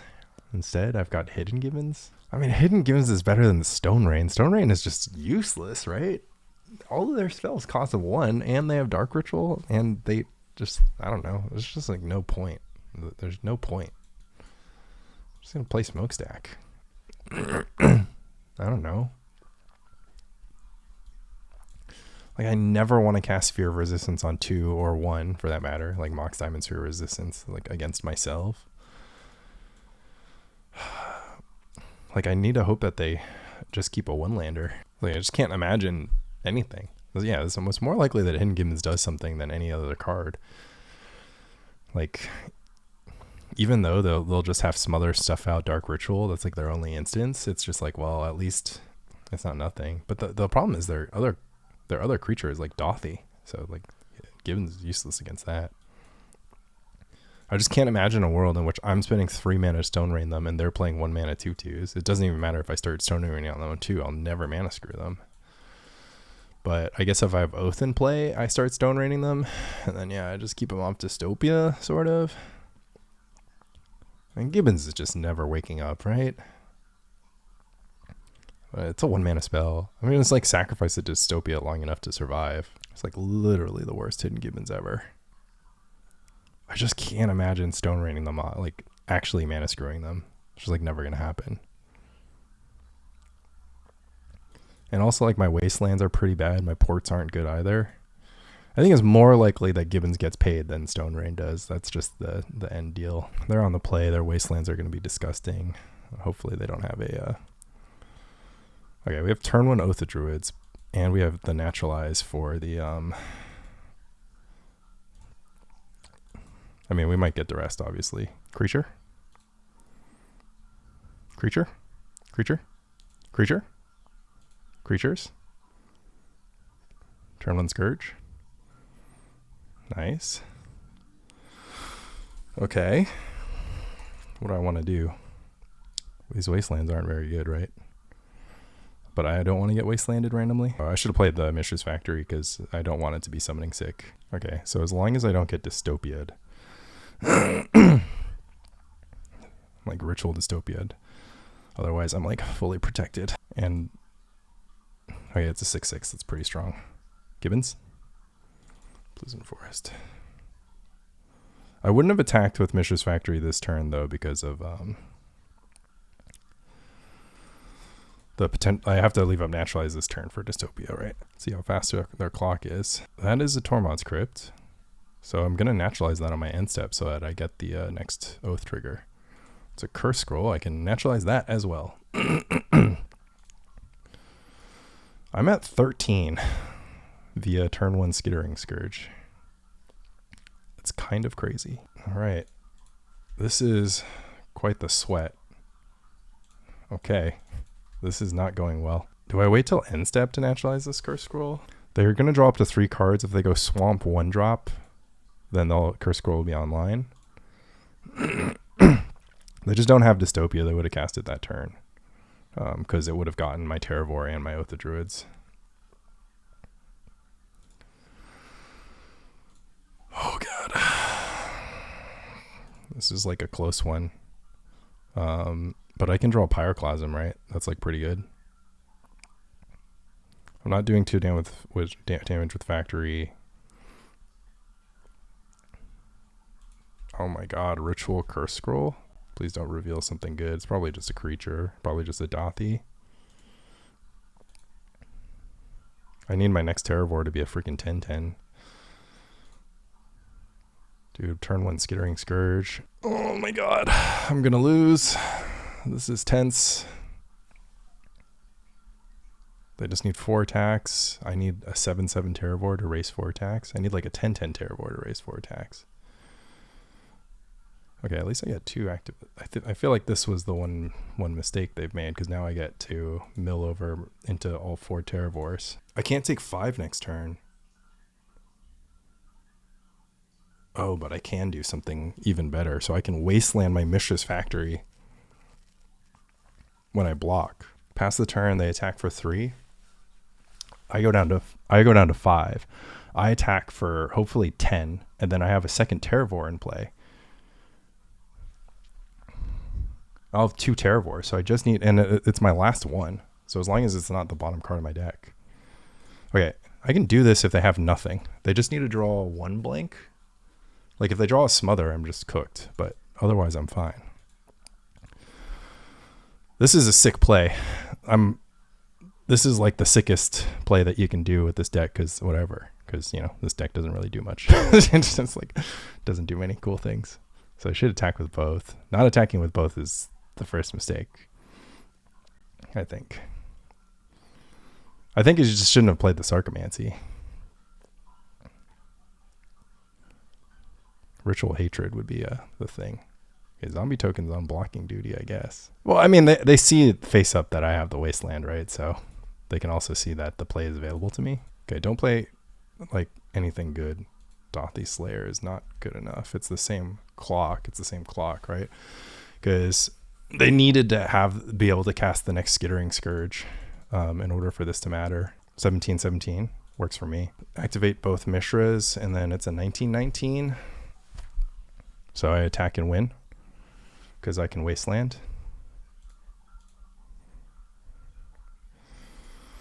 Make my Terravore a 19/19 attack. They can soak up 2 damage, and then I get in for 21. And their one last card in hand is that, so. Wow. What a match. Also, I get in the 1 extra damage from the Sarcomancy. Oh my god. Ugh, that's crazy. That's crazy how close that was. Oath of Druids is pretty good, though. Just like have it in my opening hand is all I need. Ugh. Well, it's nice to qualify.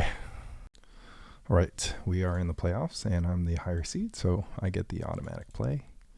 And I get the automatic keepable hand. Little Sphere Port, Wasteland, or Winter's Grass Curve if I find the source. Ooh, against Basic Mountain.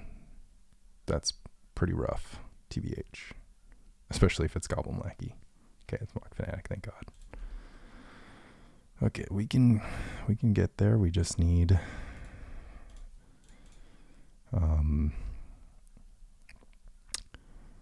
this sphere to hold off a lot.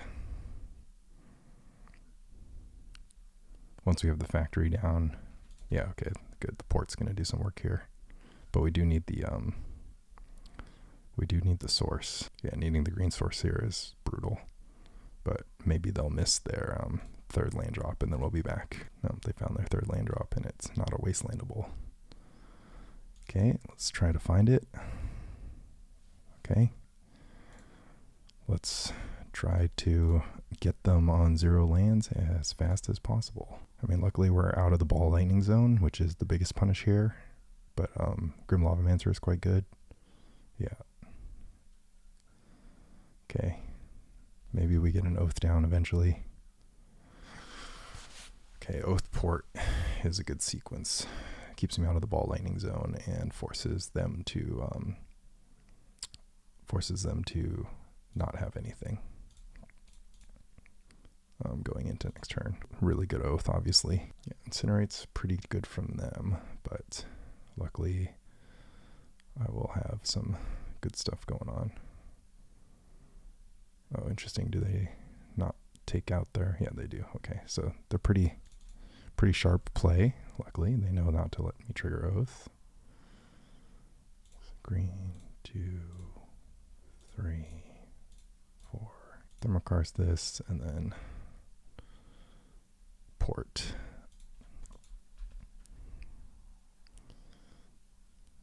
hopefully 12 is enough life to be holding once we get them down to 2 lands in the next sphere. We can throw another Incinerate, but I just need to stay above 4. No more lands, please. Oh god, thank god. Okay, sweet. 2, 3, 4, and 1, 2, 3. Ooh, Smokestack is a lock. Awesome. Oh, Smokestack is locked, but they get in for 1 turn. Interesting. For 1 turn, they can cast 1 spell, and then they won't be able to. They can cast 2 spells. They can cast 2 1-mana spells, or they can cast Pyroblast in a 1-mana spell. So I think this will work. Let's see. 4, 5, 6. Okay. 1 turn of spell casting for my opponent, and they have to draw the land to do it. Okay, we locked him. Locked him with Smokestack. And got a Magic Online alert. Okay. I didn't read that, but looks like we're just going to be going into maintenance soon. What time did it say? Downtime starting at 8 a.m. for an hour, time ending at 2 p.m. 8 a.m. ending at 2 p.m. 8 a.m. is 11 is now. This one's an interesting one. There's actually no real cards that I'm like dying to play, but Hidden Gibbons is sometimes okay. I got distracted. Had to. This downtime might get in. Okay. Nice hand with basic lands, actually. Our opponent's on the multi-5, though, which is great news for me, obviously. And I've got quite a few goodies. Although, I'm not sure if I should get Forest or Mountain. I think I get Forest. I only have 1 red spell left in my deck. Unfortunately, I'm prone to Ball Lightning for 1 turn. But they do have to burn their own Grim Lavamancer unless they want to face a Terravore boy. Yep. Okay, let's start trying to keep them from playing Magic.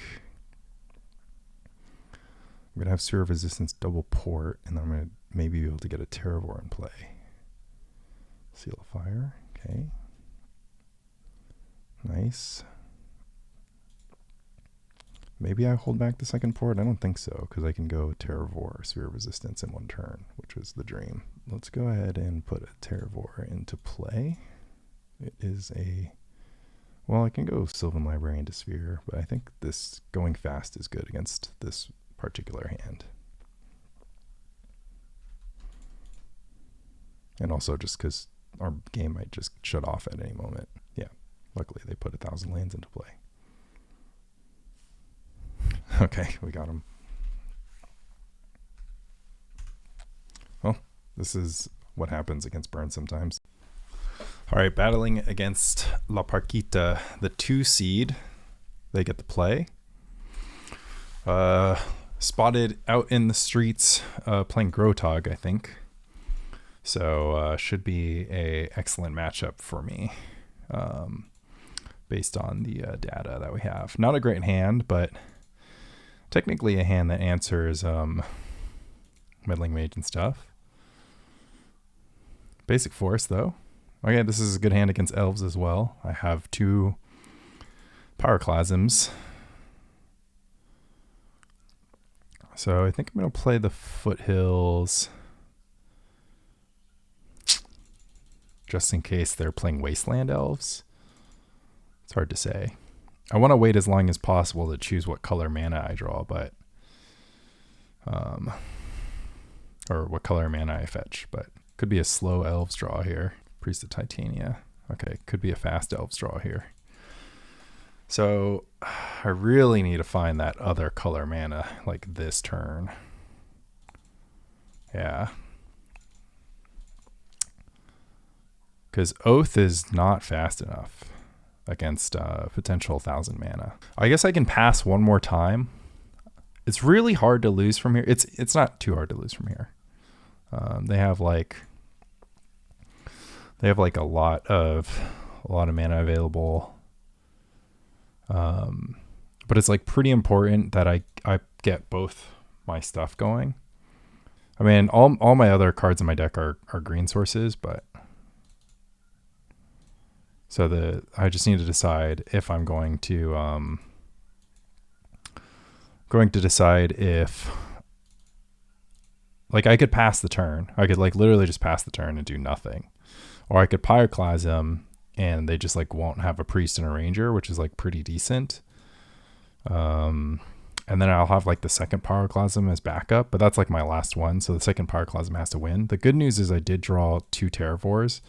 So my next Terravore is going to be gigantic. Like my Oath of Druids is going to spit out like a monster Terravore. Because that amount of mana was like, if they're playing the beast attack version, like would have just completely like beast attacked me out of the game. Should I play around Naturalize? It doesn't matter if they have Naturalize. And if they Naturalize my Mishra's Factory, I'd much rather that than anything else. Yeah, because that turn, if they just like it go like, you know, Green Ranger stuff, then it would have been like pretty, they could have had a pretty impressive beast attack turn, basically, if they had Wirewood Symbiote, because they would have gotten bunch of Storm, and then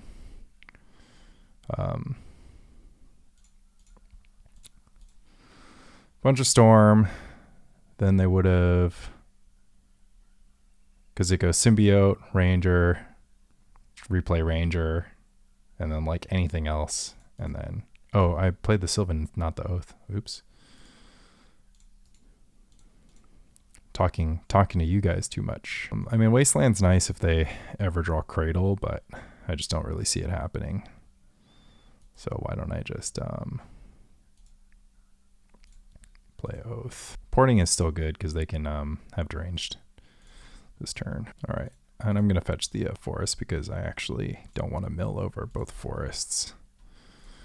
But this should just be like the biggest Terravore that the world has ever seen.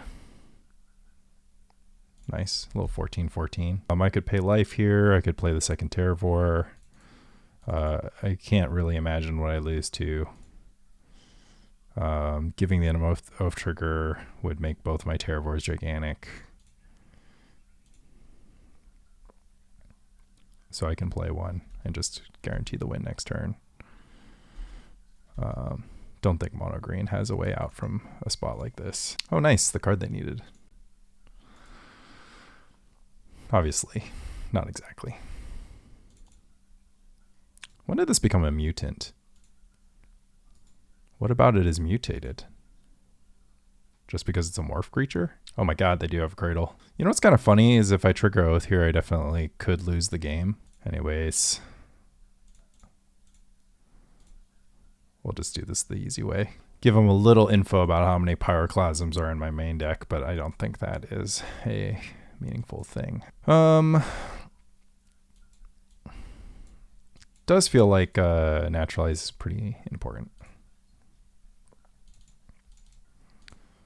No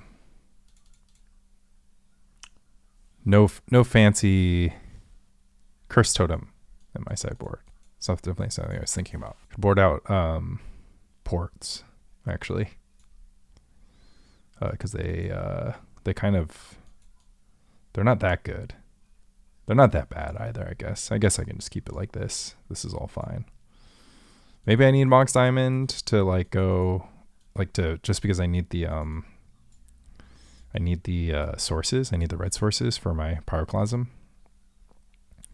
Because I only play, 8, 9, 10, 11. I only play 11 red sources, so kind of can't board out red sources. And I could consider just cutting Sylvan Library entirely. It's not like the most important card in the world. It's like hard to find time to cast it because I'm bringing in 2 drops anyways, like 2 drops galore. It's not too hard to lock out elves though, because they don't run a lot of lands, and then you just get so much card advantage from Pyroclasm. So I don't think I need like selection from Sylvan Library because I'm just going to be Pyroclasming them over and over again.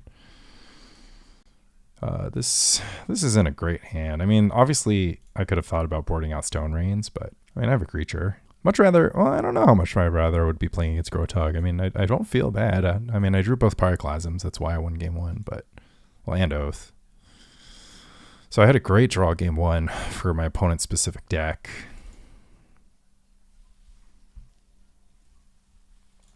And the mulligans, obviously, this deck just punishes mulligans like crazy.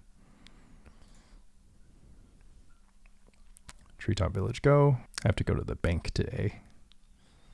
Going to the bank, then I'm going to go play Premodern. Priest of Titania. Right, so should I port or should I play Treetop? Probably should play Treetop. Even though soon mana is not going to be like a thing that matters. I also might have to hold a land in my hand for a Mox Diamond. There's the survival. Okay. Wooded Foothills. Well, I don't have the Sylvans in my deck anymore, so I should just get the Mountain. See if we get the survival activation. We do. Nice, and then we strand the Squee in their hand. So 3 cards and a Squee for my opponent. Slow start for me, slow start for them. They're on the mulligan. I guess I probably wouldn't have defeated like a good start. They got plenty of lands. They have a second survival, so now I have to draw some powerful stuff, which is unfortunate. So should I start with the Terravore in any world? I think I have to just try to eat away at their lands because my hand is not telling me that I can do really anything else. And if I mean, they have a Priest of Titania in play, which is the problem. But,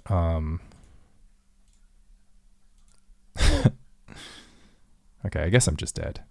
Guess I just lost. I mean, if I draw Pyroclasm, I'm obviously in good shape, and then, like, there's some worlds in which I can draw Oath, and Oath is too slow now, though, because they have plenty of mana. So it's Pyroclasm or bust. And then, of course, they're also in the Color of Claw range. So I kind of just lose no matter what. There's actually nothing I can do to stop them there. We'll play it out just to get a feel for what the vibe is. And I can also, if I draw the Pyroclasm, I can see if Color of Claw is like a thing that they're doing. Plus, it'll take them a while to build back their mana back up if I draw Pyroclasm.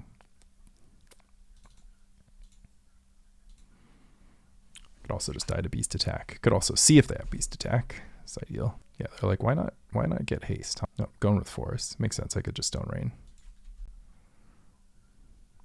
Okay. I'm not going to in this game, so that's a shame. But I can play a 2/2 Terravore, and I can play a Mishra's Factory, and then I can pass the turn. I mean, they drew 2 survival if this is actually, kind of the deal, right? And it's like not too big of a deal that anything happened besides them drawing the survival. People don't usually draw the second survival, right? Okay, now we've lost. I mean, let's watch our opponent do it, but they're gonna just go with the old angered ranged, just paying the Echo on Granger. Why don't you just pick up the Granger and then replay it? All right, opponent going through some clicking. Okay, we have it arranged. Got some squirrel tokens. Go get an untapper. Replay that arranged. Get some more squirrel tokens. Exactly enough mana for that. And then this is enough. 8, 16, 17, 18, 19. I have 2 blockers. So 8, 16, 17, 18, 19. Okay. Tied 1-1. No Pyroclasms in sight. Do we want Sylvan? Try to stay gassed up. Don't want Hidden Gibbons, I think. Is Hidden Gibbons better than Stone Rain? I think the plan is really to mana screw them. Like, sure, they have like a lot of creature land sources, but with Sphere of Resistance and Pyroclasm, it doesn't matter. It's like, I think I'd still rather draw Stone Rain than Sylvan Library. Like, just spending your turn on Sylvan Library just like doesn't do anything. It's interesting. It's at least interesting. Like, because I could pay life. Like, I could just get so far ahead that it just doesn't matter what I do. But I don't know. I just believe this is correct because so many times I'm just going to go like turn 2 Stone. Like, if I go turn 2 Stone Rain, turn 3 Stone Rain, if they like don't have Priestess Titania, like if I can win the game without casting Naturalize, right? Or Oath of Druids or Sphere of Resistance if I just draw this section of my deck. So sound off in the comments what you think is right. The red-green Oath Ponza versus Elves. I think it's interesting.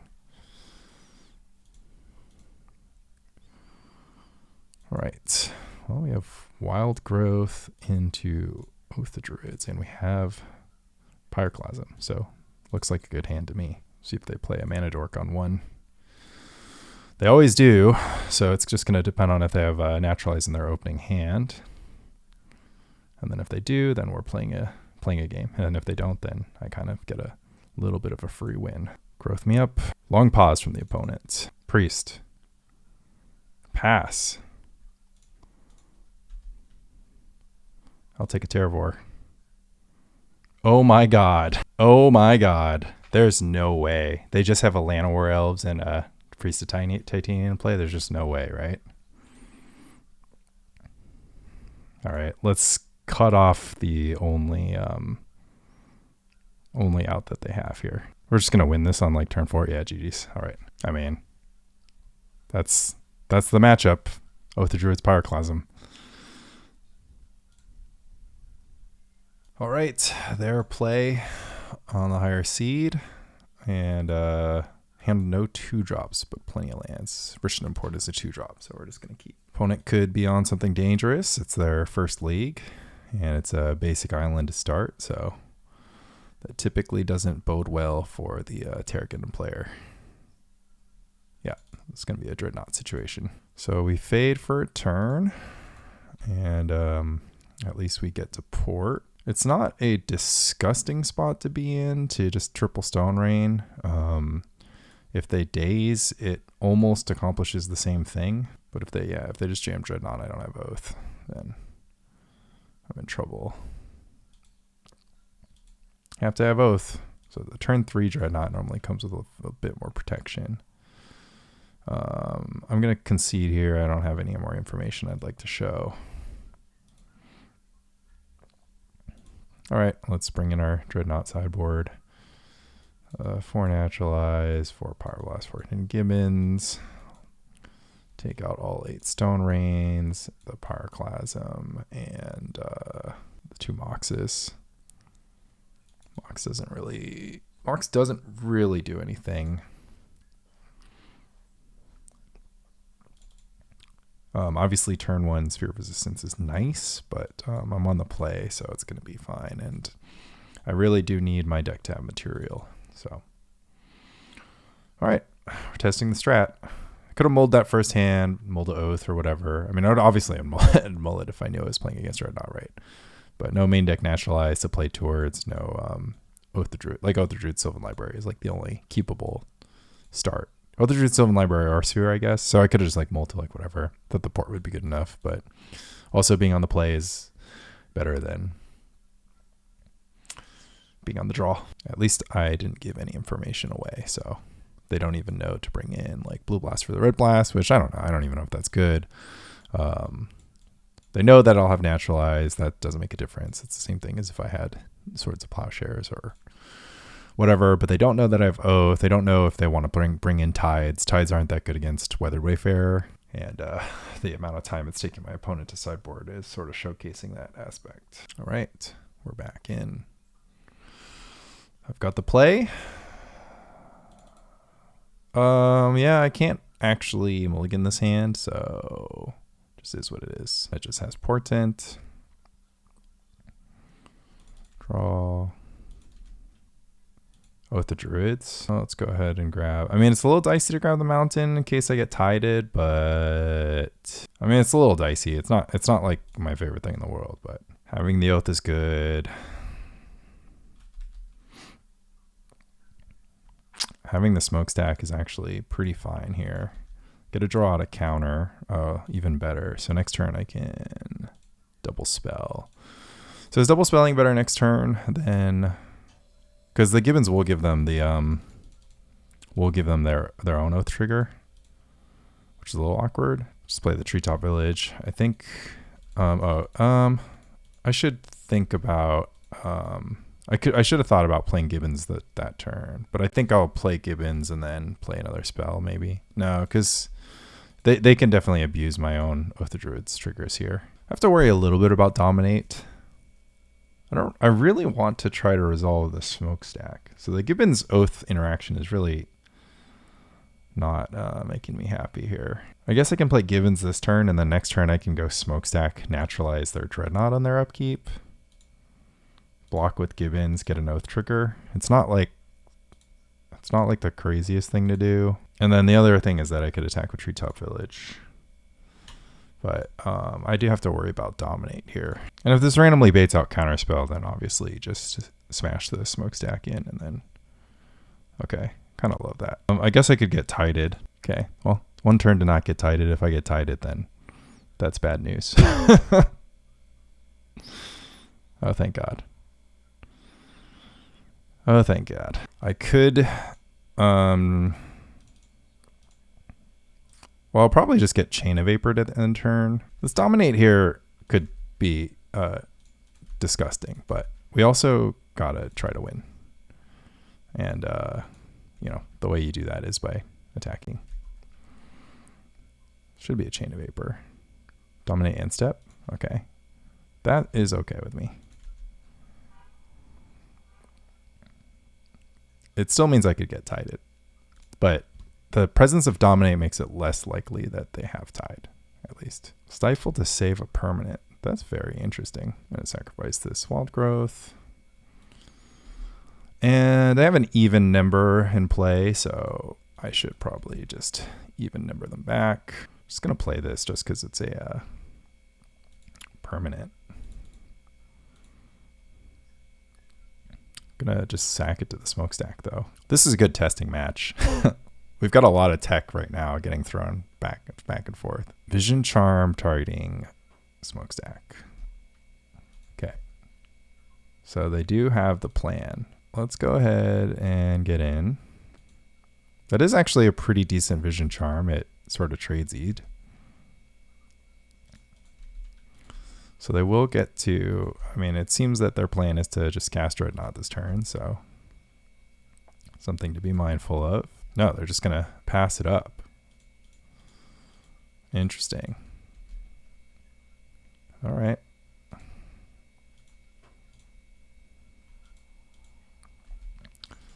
Guess I'll sack my Wooded Foothills and my Karplusan Forest here. And don't need to put a counter on this turn.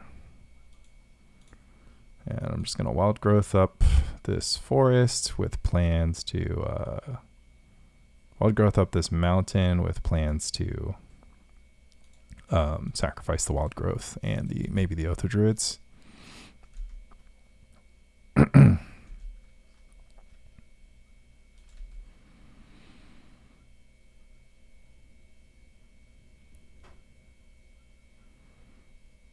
Four mana for a Flash of Insight. Turn on. So then I'm going to put the Oath trigger on first. And then make them sacrifice. They're going to stifle. Interesting. So I'm getting kind of chewed up here. Get the stifle on the Dreadnought on their upkeep. That's fine. So still their upkeep, I can beat... I mean, they have so many stifles and Dreadnoughts. They have 3 stifles up. So they're just like, I don't think they're playing Tide. I'm going to naturalize this Dreadnought. Because they don't have Counterspell available. So the only thing they can have is a Vision Charm. And they're like, I don't know. They just don't have things. I mean, this could be Gush Foil. And then I'll be able to stack up to 3. Note to self, though, I should just keep Smokestack on 1 for the future turns, because them being able to, like, 1 for winning a Stifle and Vision Charm is not a problem, right? Because it doesn't really make a difference. But if each time they use Stifle or Vision Charm, they save 2 permanents, that's like way too good. So I should have just had it on 1, and then could have made these trades a lot less good for them. All right, so we are going to probably stack up to 3, and then because they're just like out of Stifle, so they would need Vision Charm twice, and I should probably ditch. I don't think I need to ditch the Mishra's Factory. It's hard to say,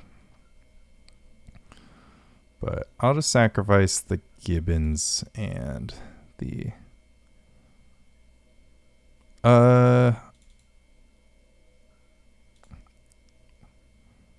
Wild Growth. And then I have to put a sit counter on this baby. And just like hope that they're out of Vision Charms and whatever. But they do have a Flash of Insight, so definitely a hard one there. So 3, might as well just play my land. Pass the turn, take 12, they stack for 3. I get an Oath trigger, I stack off everything. And then hopefully draw, and then yeah, these 3 go. The next 3 go. But they're like so thin on whatever, and Vision Charm doesn't help them here. So it's only Stifle that helps them here, and they only have 1 left in their deck. So just got to pray that it's towards the bottom. I don't think I would change anything about this necessarily. I mean, it's not like this game was like a great game for me, but the only thing I would change was like how much smokestacking I would do. And then, yeah, the Gibbons Oath of Druids interaction was not favorable, but it's kind of just like, I'm not going to board either of those out. Like, I want Oath of Druids, forces them to like Vision Charm and do some stuff. And like getting the Terravore blockers is good. Our opponent's also at 15, which doesn't hurt. It's just annoying to have to play against Dominate. Like if I have a Treetop Village in play and they don't, it's like life is a lot better. I wonder if they could like float mana and Gush and then Flash of Insight. Just like do the maximum, try to relook for the Stifle, because the Stifle is the only thing that saves them here. Really cool game, honestly. Not mad at how this one's turning out, even though, you know, Dreadnought's awesome deck and I'm probably gonna lose to it. So I'm gonna sacrifice Smokestack, Karplusan, and Smokestack, Karplusan, and Carp, and then. Or no, I have to sacrifice 3 lands, get the Terravore, and then sacrifice the remaining lands, and then whatever. Yeah, it's going to be a Gush here. It's crazy. Because if they Gush here and they don't hit, then they have to sacrifice everything, and then I can just sacrifice the stack and stuff. But yeah, I think the stack ends up putting more permanents in my graveyard than their graveyard, which is super awkward for me, obviously.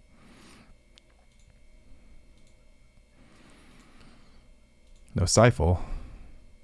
It's going to be an Impulse. They're just going to dig a maximum for Stifle. So they've taken 11 looks for the Stifle here. But they still have to contend with the Oath of Druids afterwards. One more look. Resolves. Now they have nothing. Well, they have 2 islands in their hand, but there's just no way I'm going to trade this. But at least I'm like more than 2 Dreadnought hits. So stack, and then just get rid of these things, I guess. Definitely need the Oath. It's very relevant. Nice. Pick up a nice little Naturalize for the future. All right, so it's 7 cards and 13 life against, and 1 permanent against 2 permanents, and not 13 life. Once more I have to fear the Dominate, which is awkward. Does it mean that I have to wait, or should I not wait? Should I like activate 2 Mishra's Factories and then they dominate and then we're just like at stalemate? I mean, it's like pretty likely they have another one, right? But I don't know. Eventually they're going to be dominating Terravores. And then I can naturalize the Mishra's Factory if I feel like it's reasonable. The other thing is like I just put a gigantic clock on them if I get the damage through. And like, I don't know, eventually I can like naturalize Pyroblast. This is tough because Dominate just like completely stalling me out is not great. But what I could do is I could wait until I have the Treetop Village. But yeah, it's tough to say. It's like kind of too good for them to pick up a Mishra's Factory, I think. Maybe it's not great. Maybe it doesn't make a difference. Right now they have all the cards they need. I have to actually try to end this game. I'm really damned if I do, damned if I don't. But like the longer this game goes on, the more likely they're going to draw Dominate later. So I have to like live in a world in which they like, okay, so at least I can do this. Get in for the next 3. And then it's not the worst thing. I mean, I could have waited for Pyroblast, right? And then in the future, maybe I can set up a Naturalize with Pyroblast, and they just like won't have enough mana to like animate Mishras or whatever. But yeah. Oh, they're gonna race. They're behind on the race, aren't they? They have a second Dominate. Oh, they have their own. They have their own Mishras. Okay. So then we just trade Mishras. I could just go for Naturalize Pyroblast here. And I could just go for Naturalize here. I mean, I kind of want lands in play. Double Pyroblast. It's not the worst because I get a Pyroblast, like the Stifle and the Oath of Druids trigger. Because the thing is, I might get a 12/12. I have to Pyroblast the Dominate on the Terravore if they like intentionally. Oh man, they got all their factories. That's pretty unfair. That's okay. I have stuff that I'm doing. I have stuff that I can draw towards. Like my own Treetop Village at any point would stop all this nonsense. Portent. Hidden Gibbons could be crazy. Could be a crazy thing to do. Sylvan, sure. Opponent deep in the tank. Impulse for the Gush foil. Interesting. Well, I'll say they're only 10 cards deeper than me, 9 cards deeper than me. So their hand is all, what, Dreadnoughts and whatever. They're going to try to double Dreadnought, maybe? If they double Dreadnought me, it'll be with Vision Charms, too.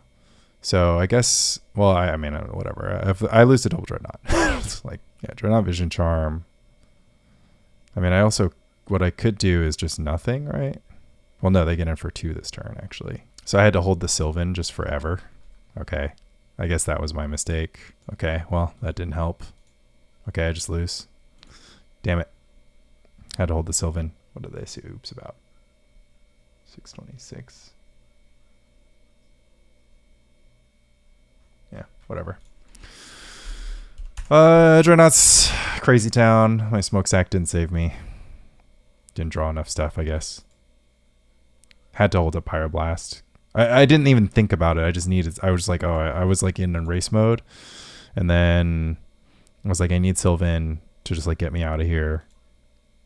But I didn't realize that playing Sylvan would open the window for them to resolve Dreadnought. And I could at least try to fight over the Dreadnought if it was the 4 cards in hand. All this stuff had resolved. Yeah. All right, that concludes our run with Oath Ponza.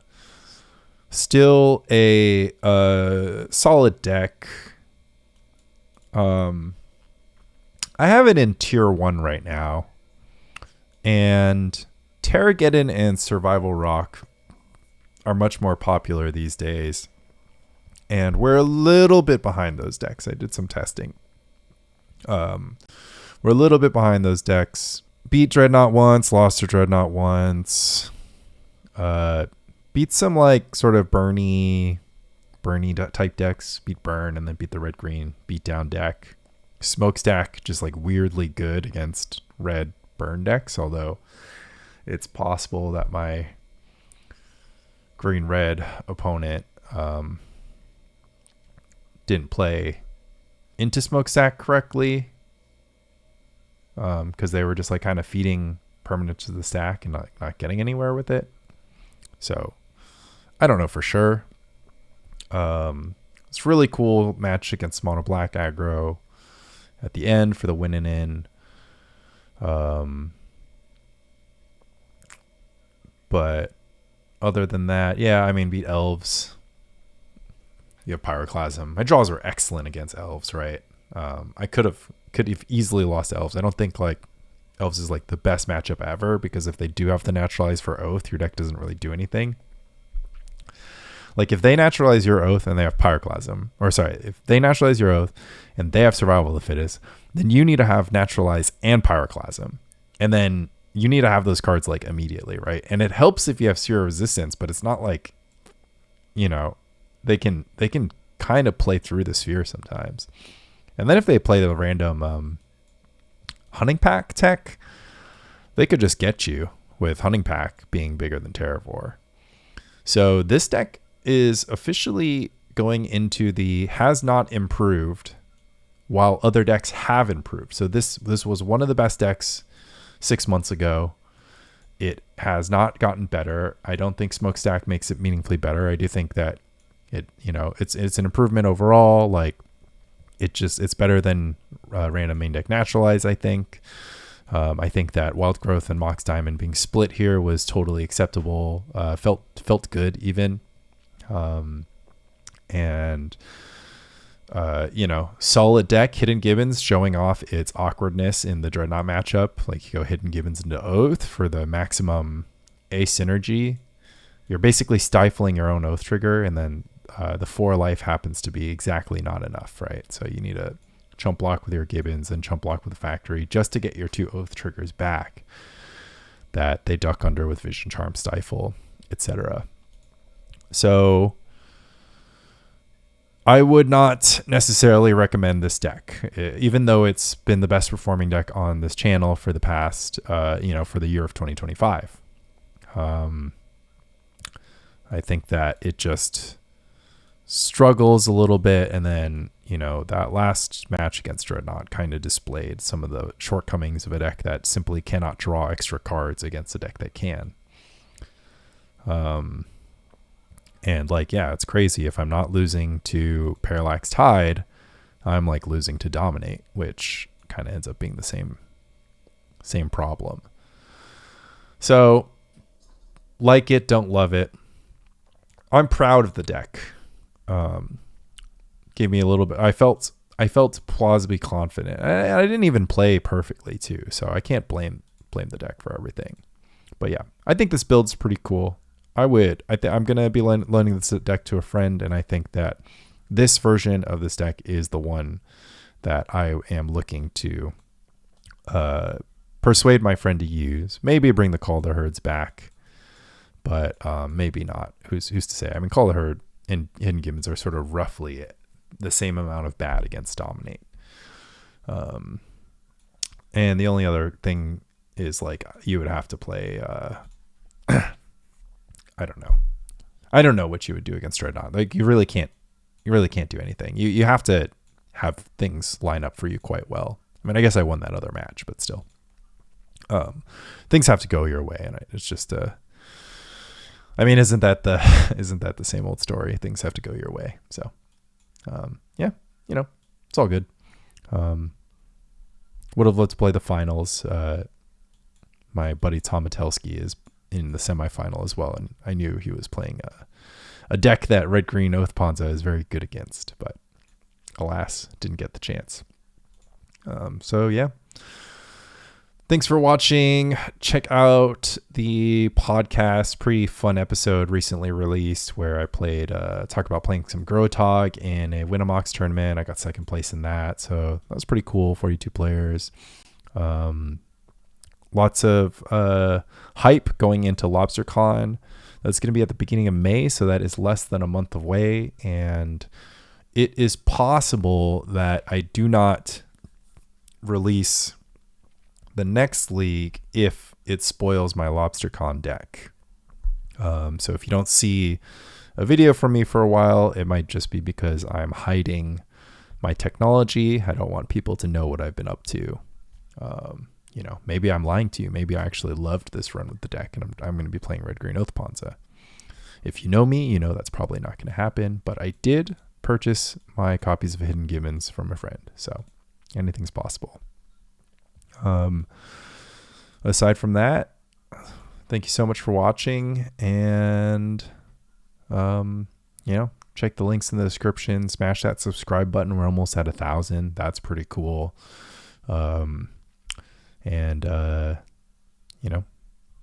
Keep playing Premodern. Long live Premodern. Take care.